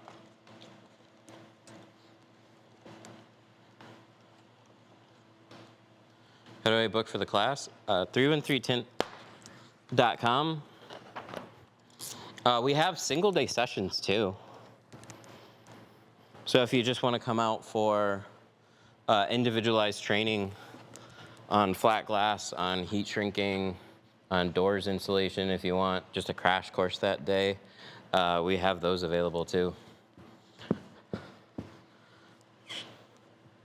I like that so far.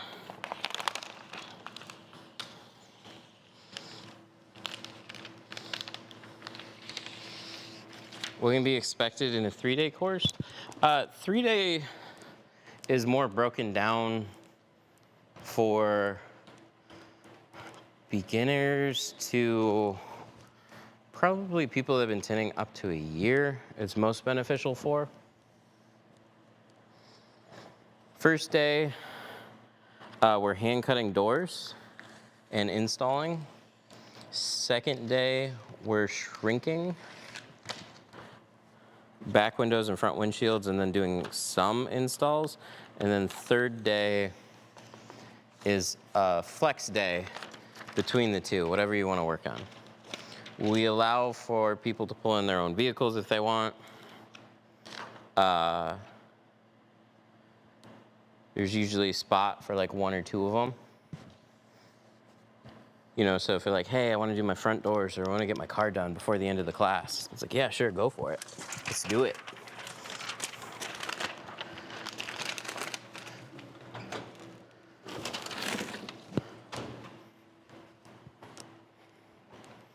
It's been a long time. It has. Doing good. But I like how much of a free-form class it is. So there's a lot of questions that'll just kind of like pop up on the fly. And that's when we're more than happy to answer those. Okay, so this one is done. That's fine. I'm gonna grab this heat gun. Do you recommend mobile tinting for starting out? No, not really. Mobile tinting is tough because it's kind of everything. It's not that you can't do it, but you're just kind of like tinting out in the elements. It just makes everything that much harder to learn.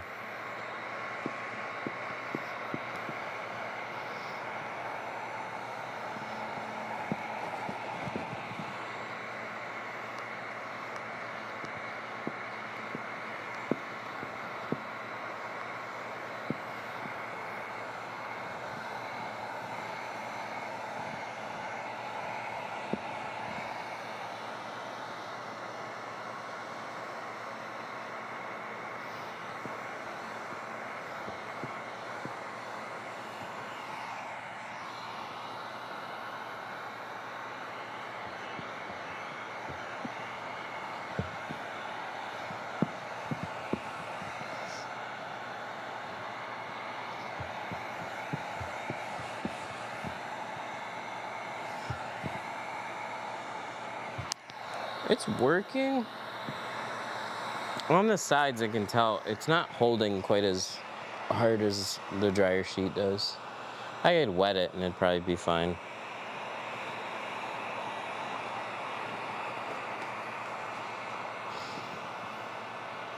Like, it's definitely holding. I don't know, this is the first one I've done with this one. The other soap that I used, I think, was thinner. And it almost looked like it wasn't layering quite as nice. But it held really well for whatever reason. I don't remember what soap it was.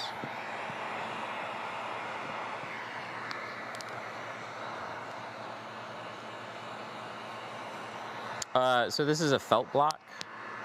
This is a rounded 5-inch felt block. It doesn't put as much pressure on the film. They're really nice to shrink with. Yeah, like right here. Want it to grab a little bit more there.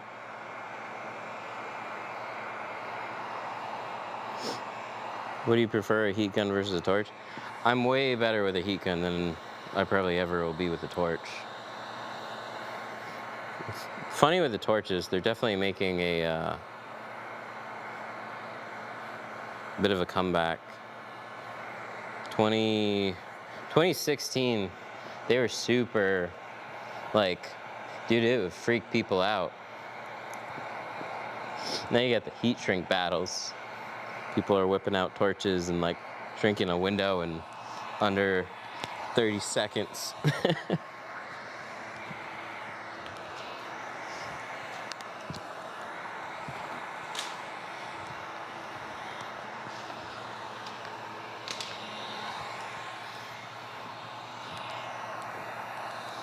First time I used a torch, I cracked the windshield. Ooh.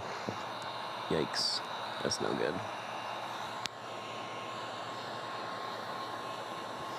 Hair dryers don't get hot enough. I've tried. Made a video on it. They'll get the film hot. They'll shrink it a little bit.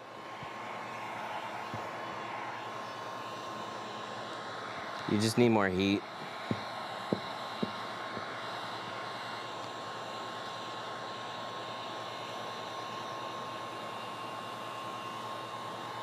I feel the same way about right now about Dawn for heat shrinking as I do for Irish Spring. I just want it to grab a little bit more, but it is working fine enough. But if I have a little bit more tension, that's where it's pulling back. I was using the Pros card, and then I took it out of my tool belt, brought it to the Philippines, and left it there. So I just got to grab another one.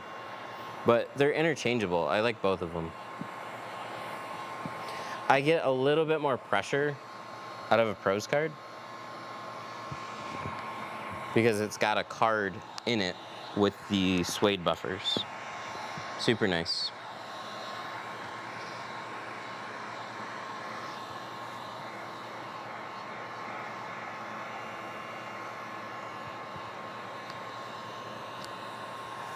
What can you use for shrinking instead of dryer sheets? We're using it right now. We just took some dish soap, threw it on an applicator, and smeared it all over the window.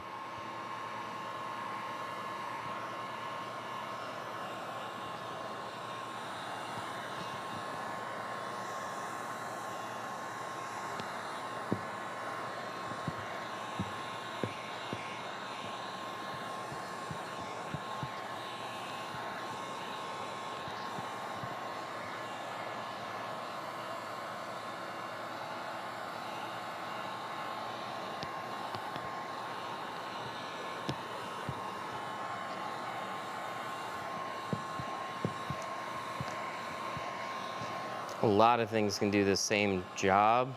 It's trying to find the right material or medium that gives you like the same results. I wish this was tacking just a little bit more, but it's working fine enough. You could probably shrink a windshield with ketchup.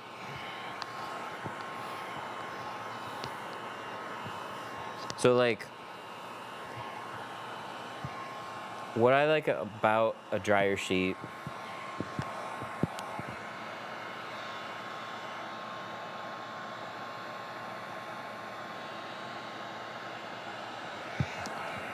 excuse me. What I like about a dryer sheet, Snuggle in particular, with these films, is it lets the film float. So it's not trying to just grab it. And then when you use a card and tack the film to the glass, it sticks. So you just need something that does that. And best I can describe dryer sheets and film, it's like a light tack surface. It's waxy. I've tried car waxes. I've tried soap bars. A lot of guys like soap bars. And there's like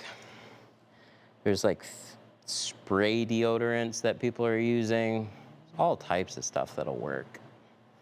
Just figuring out something that's low enough cost, it's easy to get your hands on, and it'll go a long way. So like box of dryer sheets, it just lasts forever. You can use more than,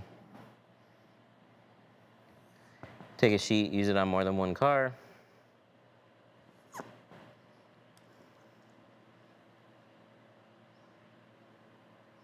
There's dry shrink prep. That stuff lasts forever too. Good product. What's the best and expensive window tint? So I think the king for expensive is crystalline. I think it's over $1,000 a roll. And I don't think it's the best. I think it's just expensive. It's just an expensive way of manufacturing a good film.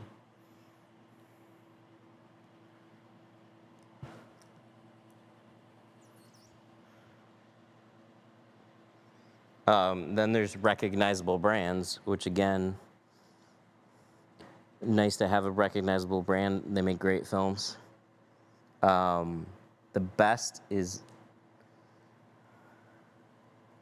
not clear.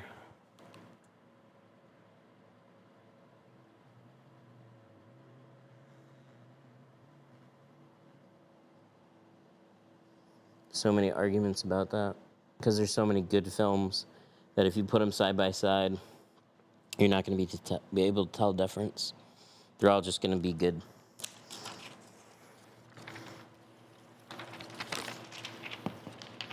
So like, I use GeoShield. Your films are awesome. I'm not losing anything, missing out on anything that any other company is going to give in terms of film performance. What other companies are going to have are better awareness. Some are going to have territories.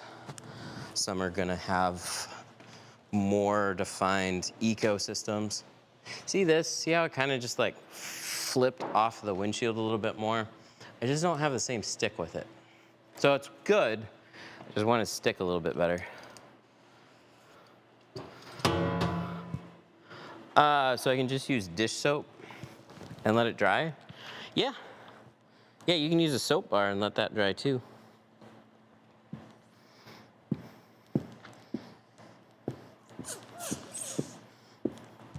But all these things have little trade-offs. You see how ripply that is now?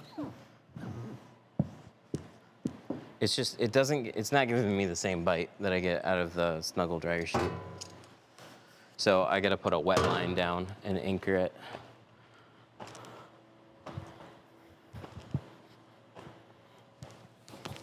It's fine, like installation's fine. It's not gonna hurt nothing. It's just if this had a little bit more tension, it's just gonna start pulling extra aggressively.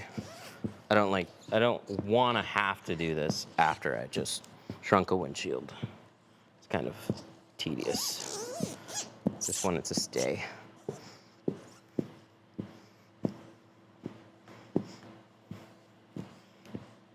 Okay. So now we're gonna clean the inside. You shrink the edges. I shrink the top and bottom. Felt blocker card, the pros card. It's in between. It's in between. I usually don't get a bunch of questions about this one, but today we do. This one. Pros card. This is my favorite shrinking card. Gotta set one up anyways. What time is it? Okay, cool.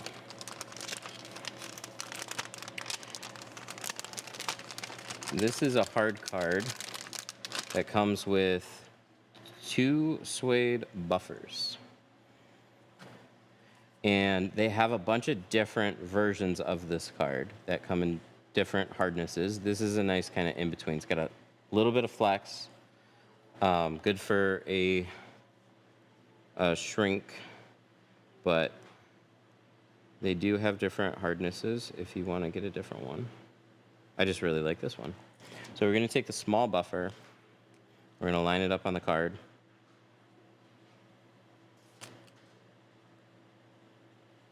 And we're going to fold it over. Something like that. No, a little bit more. Here, let's put this down. Try and get a little bit more centered. That's pretty good. And then we take the bigger buffer and we wrap it around both. And so this is going to act like a felt block with a little bit more rigidity.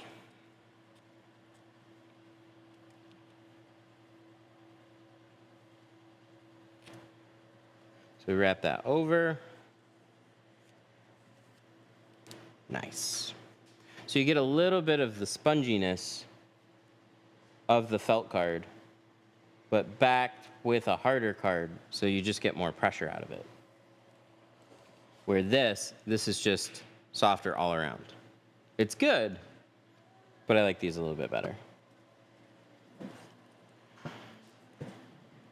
But some people naturally use a lot of pressure, and some people naturally don't put enough pressure. So it's a bit of a trade-off. Comes down to how, like what your preferences are.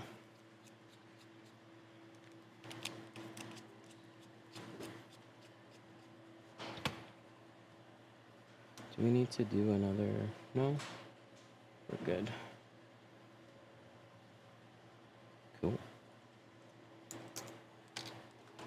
All right, let's put a fresh blade in this. This I'll typically have a squeegee blade in, but on windshields, I'm going to scrape the lower areas. This is really good for that. Annoying as heck to replace a blade, but it's plastic, so it doesn't rust.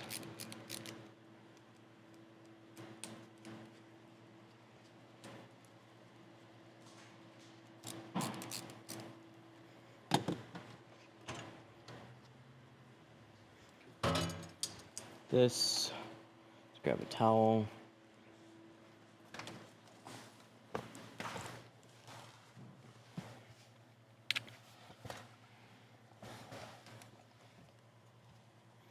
Now, I could go either way on this one. They're pretty simple to pop these off. And if I can get rid of a, well, typically, this part, why you gotta be like that? Why, Chevy?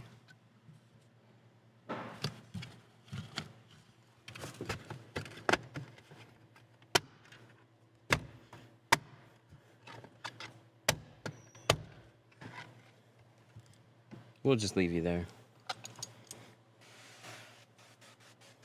They're typically not hard to pull off. Sometimes that cover, though, just doesn't want to break free unless, like, you really stress it out. So we're going to leave it. Because oh, wait, no, it's not. I thought it might be connected. It's not connected to the camera. Sometimes it's got the camera connection, and that's extra to just remove, but I don't think this one has it.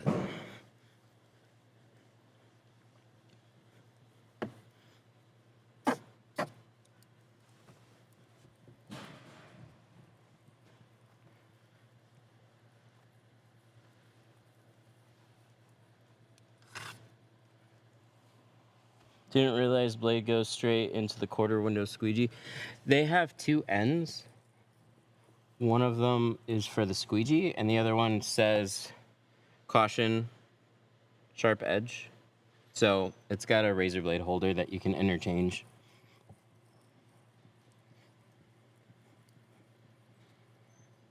It's only difficult when you think it's gonna be easy. Don't I know it? That side popped loose. The other side. There comes a point when I get uncomfortable with applying a certain amount of pressure. And I'm just, nah, I'm okay. I think this is the older style. Oh yeah, we do have a new style. One right here. Cool.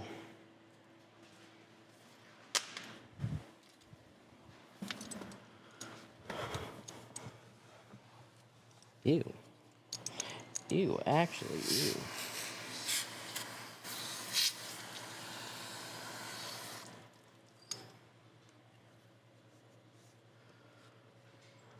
Land Cruiser? No. I couldn't tell you when the last time I did a Land Cruiser. I didn't take a close look. We were just at a Toyota dealership not long ago, and when I saw one there, but I don't. If I get Toyotas, it's Camrys.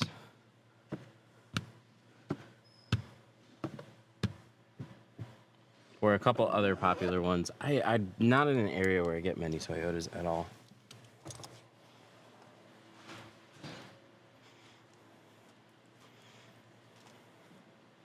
Get a lot of Ford, Chevy, and then just kind of a rough mix of like Mercedes, BMW, a lot of trucks, a lot of SUVs.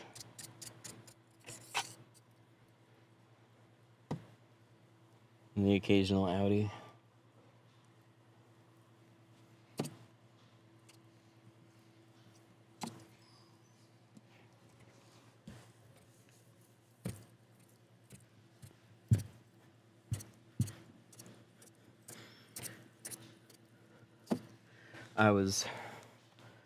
Man, if I had this when I was in the Philippines, I probably would have saved an hour on that windshield. Good God. So I brought like 5 to 10 stainless blades, my knife, and probably about like 25-inch razor blades. And we probably used 10 razor blades on the doors. That glue was something else. It was just thin. When you scraped it, it was so gummy. It was awful. So I'm trying to scrape adhesive off an area on the bottom of the windshield that I cannot hardly reach. Shit was terrible.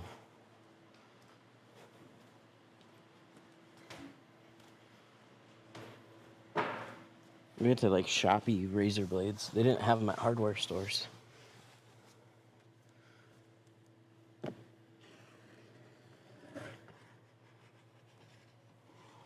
Why do I always get contamination on the top and sides of windshields? Okay.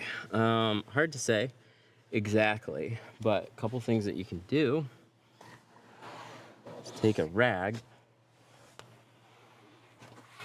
wipe off the sides and the top edge after you've gone through and kind of cleaned it once. And then we're going to use gel spray along the top and the sides. I try and make the top pass in one go and make overlapping strokes here. So I get everything. Look at that. Everything.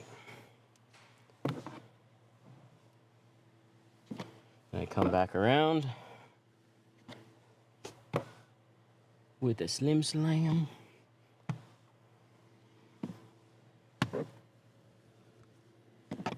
Good. Now we're gonna gel.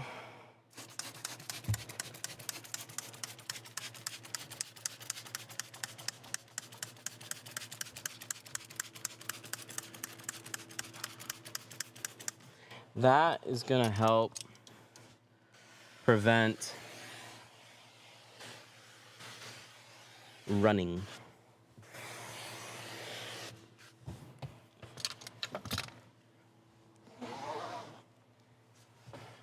So soapy water will drip, and too much soapy water in the top corners just pulls stuff out of the top areas. And mix that with whatever is on the outside of the windshield, and you roll it up. So all the gel is going to do is act as a protective like barrier, and it's just going to hold that slip from dragging in a bunch of trash. So if you're really careful on your installs, without it, you're not going to have much to worry about. But if you try it, it's been like,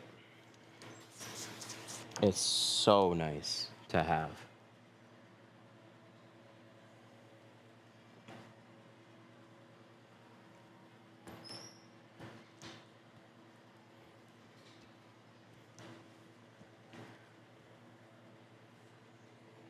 So we'll wipe that off. And you can see how ripply this still is. I would have liked this to just lay flat on the windshield. It's not gonna hurt it, but this makes it a tad bit easier.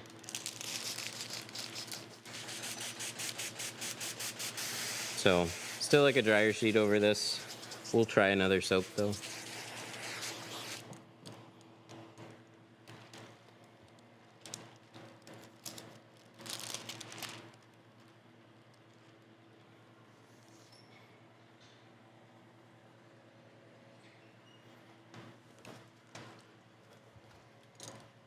The first spray bottle, yeah, that was gel. So the trigger sprayer that had the Insta Gel in it, that had this stuff right here, Insta Gel.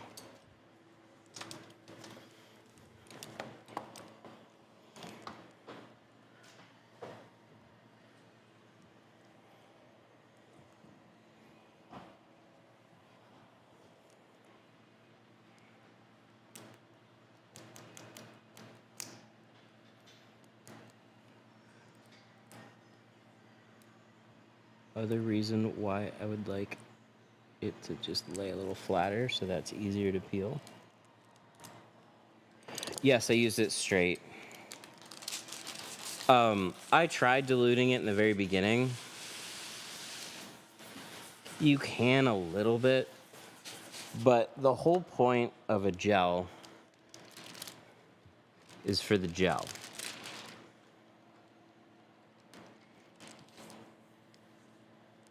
So diluting it just makes it thin. And then it runs. And then you might as well just use soapy water. So there's not much of a point in diluting it. You could probably dilute important sauce a little bit because it's so thick. But again, you're paying a premium.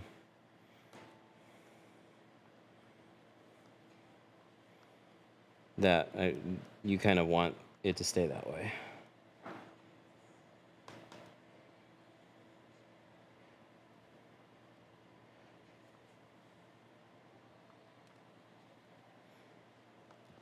Lift this off.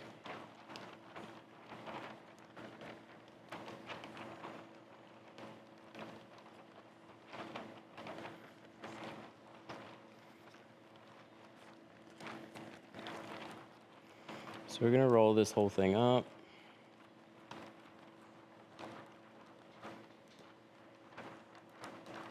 Oh, nice. They did sync up pretty well.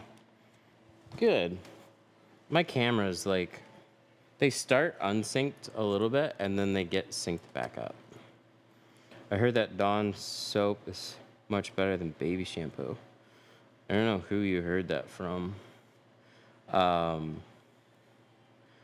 Dawn is a degreaser and it can have ill effects on the adhesive. So it's one of those things that has just become...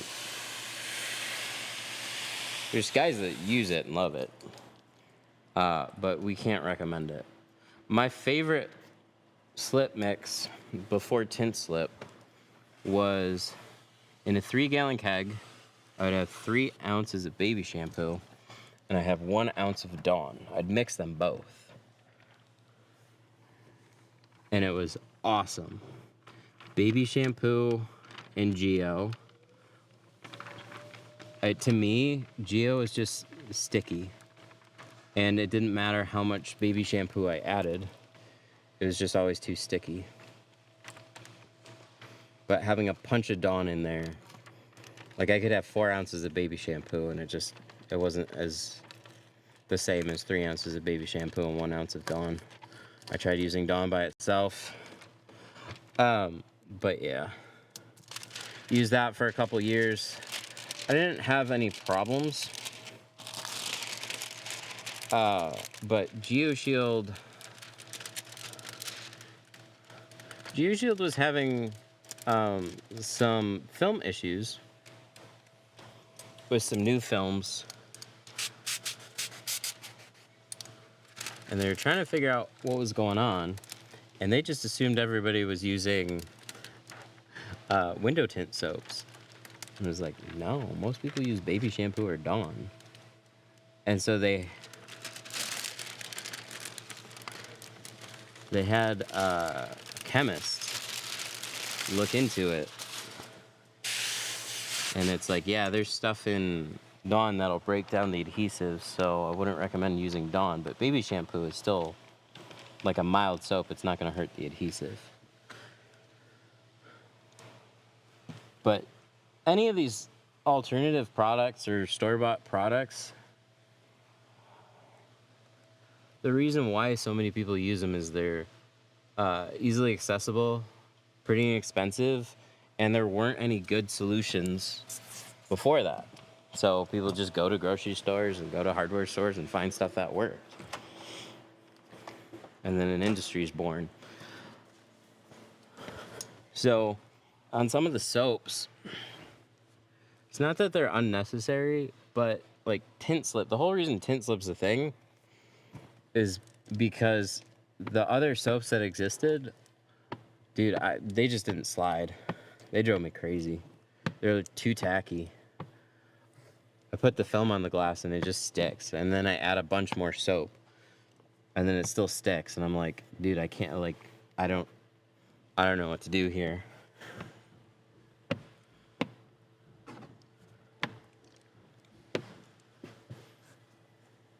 So if whatever you're using you find is not doing the job, that's when I think it's worth getting like a dedicated tinting soap or product, because they're made to work with those products and they're going to be consistent.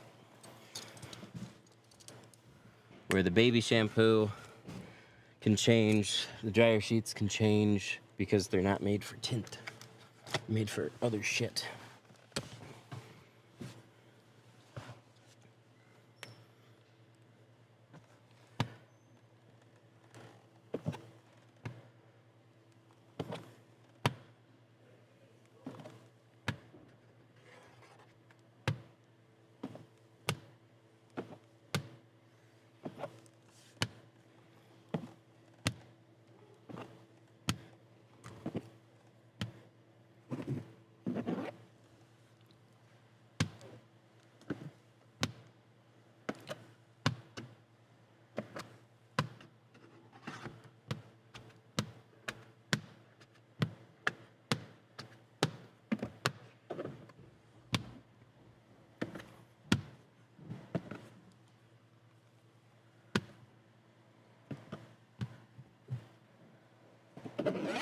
Vinyl?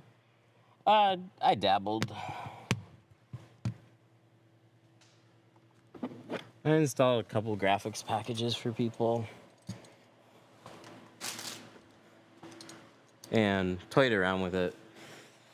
But no, I was never interested in doing vinyl.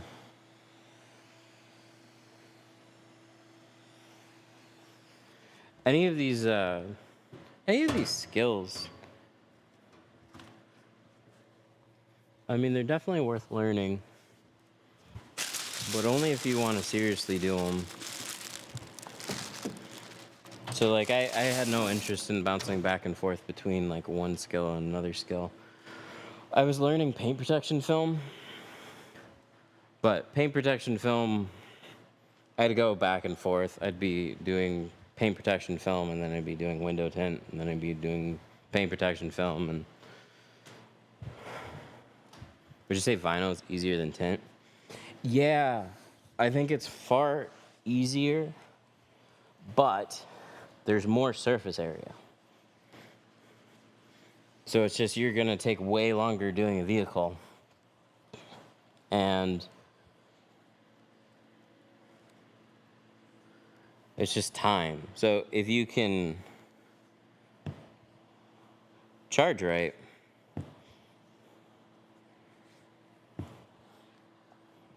PPF, I haven't done the windshield stuff. I did a different film on the windshield just for a company came out. We made a video.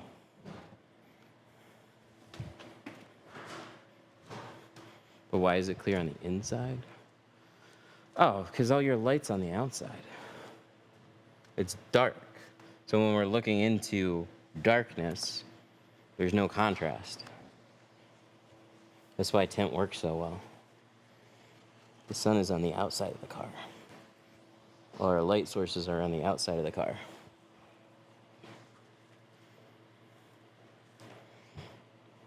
Is the soapy water an issue behind the dash? No, it could be though, but that's why we put towels and stuff to catch all that.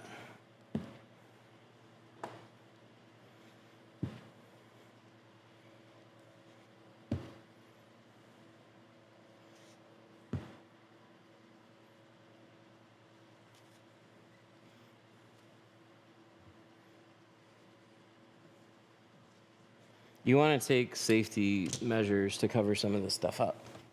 So the towel, we don't just throw it to cover the dash, but we try and tuck it in because the water will run. So we want to use the towel to soak up as much of that as we can.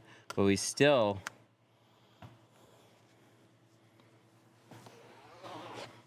have to be careful. Some vehicles are problem vehicles and other ones are perfectly fine.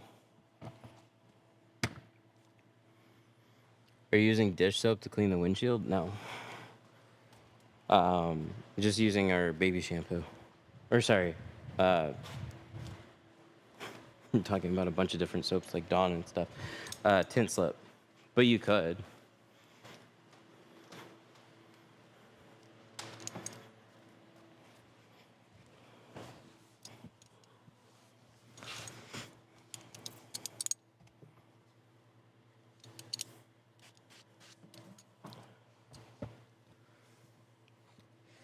Johnson's, a lot of guys use it. A lot of guys like it. I used it for many years. When I switched to Avery and then Geo after that, dude, there's just something about their adhesives. Too tacky. I don't know what it is, but way too tacky. Like who was it? Traveling Tinter? He still used baby shampoo. I don't know how or why.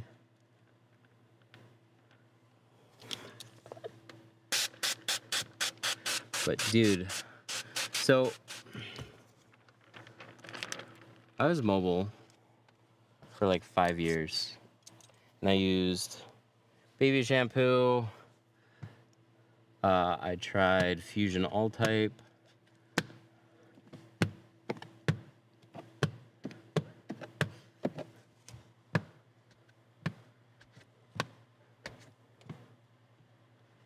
But like, I was perfectly content using baby shampoo. I like the purple stuff.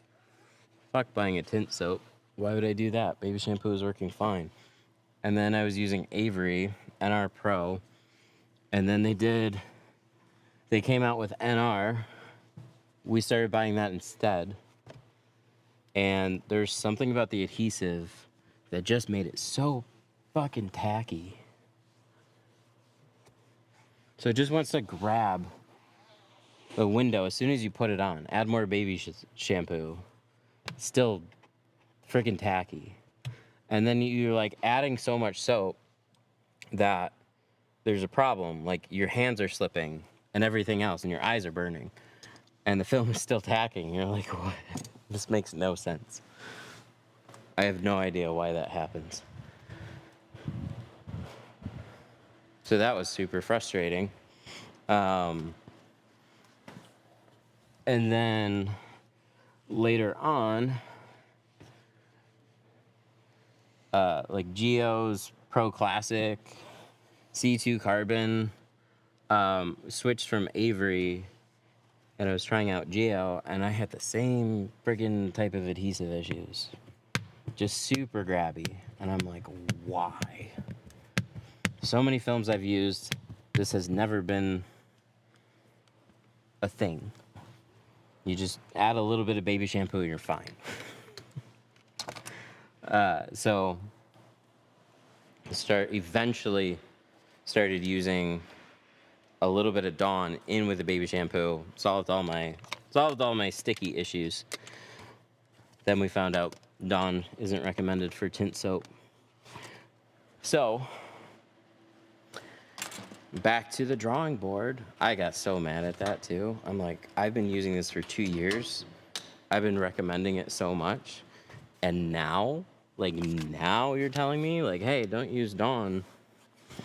Like, what the fuck am I supposed to use? They're like, use Fusion All Type. I'm like, I sent him a video. I was like, here's twice the amount of All Type. Let's try it.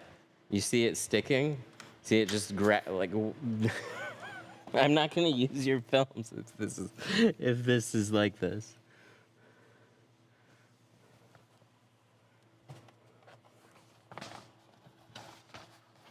So then we made a solution.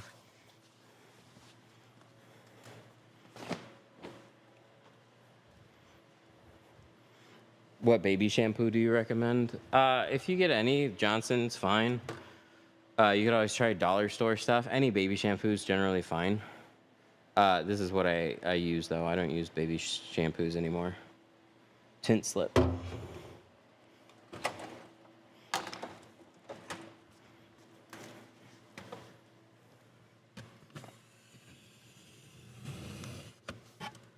That's nice.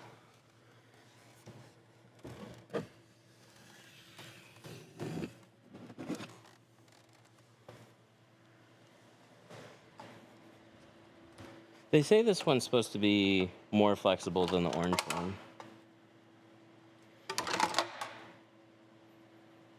Maybe a little bit. I don't think it's dramatically. Yeah, it's definitely a little bit more flexible. I wouldn't say like a huge difference.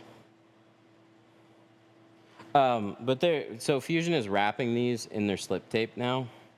So I don't know if the orange ones do that now, but all these ones slide on the glass better because they have the Fusion slip tape along with the rubber blade.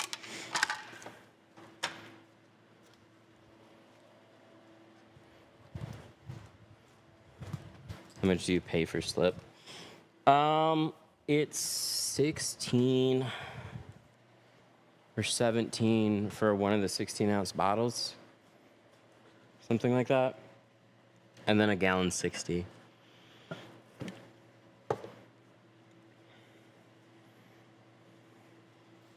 I don't love that price point though.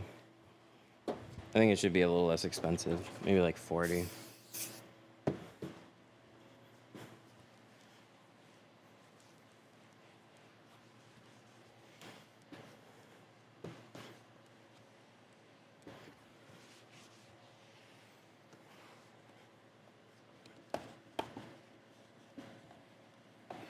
Baby shampoo isn't cheap either.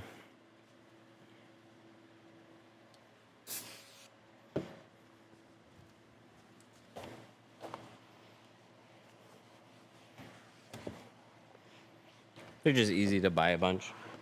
I was doing like Sesame Street baby shampoo for a long time. That stuff worked great. I got that from the dollar store. But again, when I switched to Avery,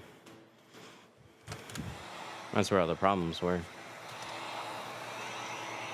Avery and Geo, and I mean, there's other films that have the same type of adhesive. Avery's different though. Avery's made in Israel. So I couldn't tell you, like Avery's adhesive was fine on NR Pro. And I asked a couple reps, and they're like, it just is. It just is more tacky. The NR is significantly tackier than the NR Pro. Screwed me at a competition.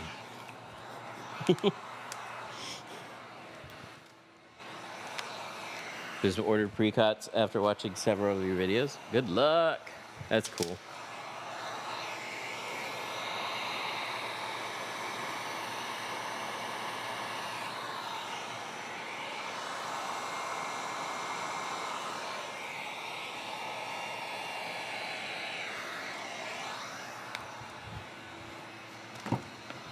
All right, final touch-up. Just going over everything, making sure it's all 100.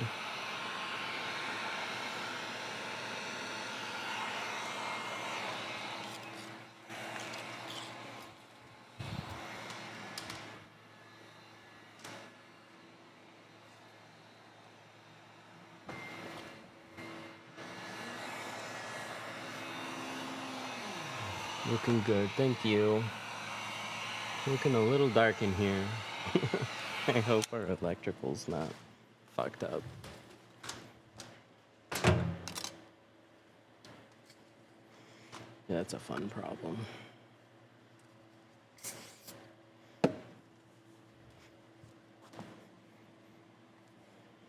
Just got my order yesterday. Hell yeah.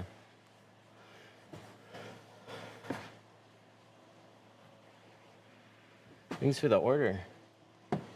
Can you go over the percentages? Yeah, for sure.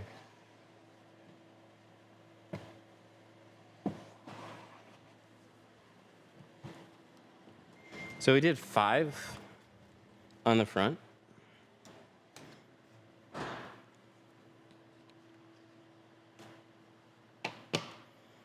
Meters at 4.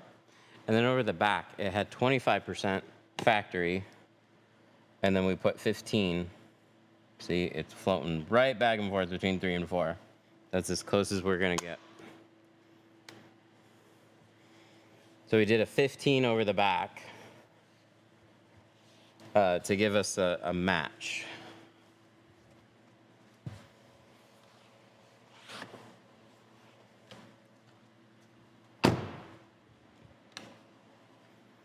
And then on the windshield,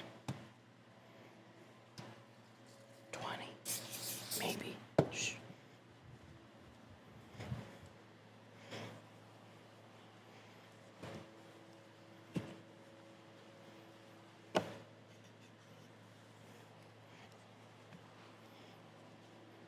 On the front doors, 5.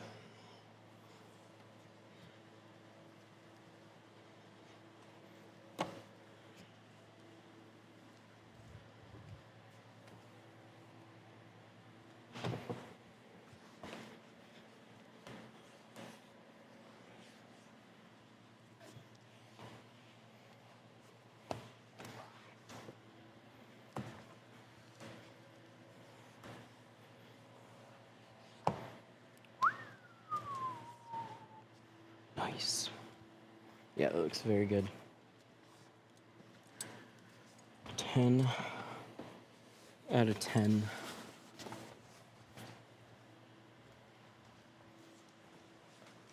That's gonna wrap it up.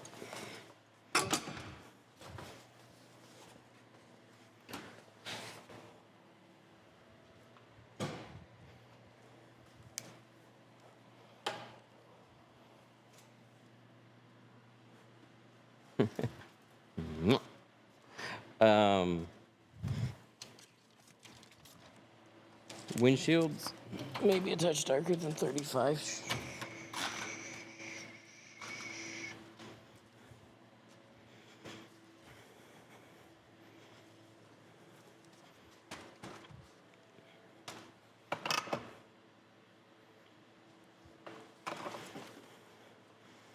we make our heat gun fall off to the side?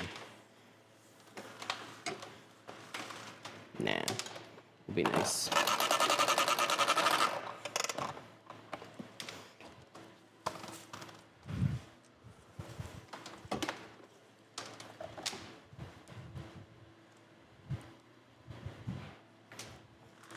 That's it.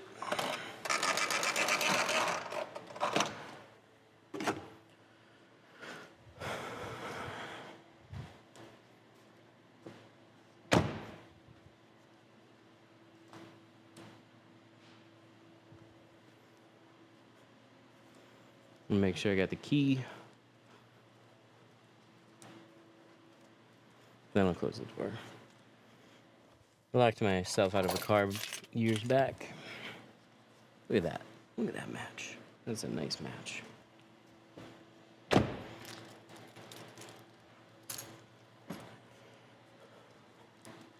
Dark.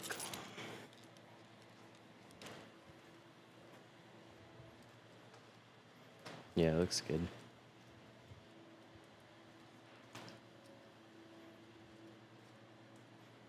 Cool.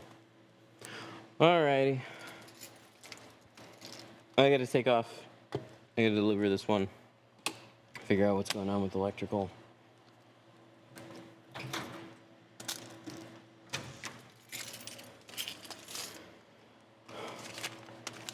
I will see you guys later.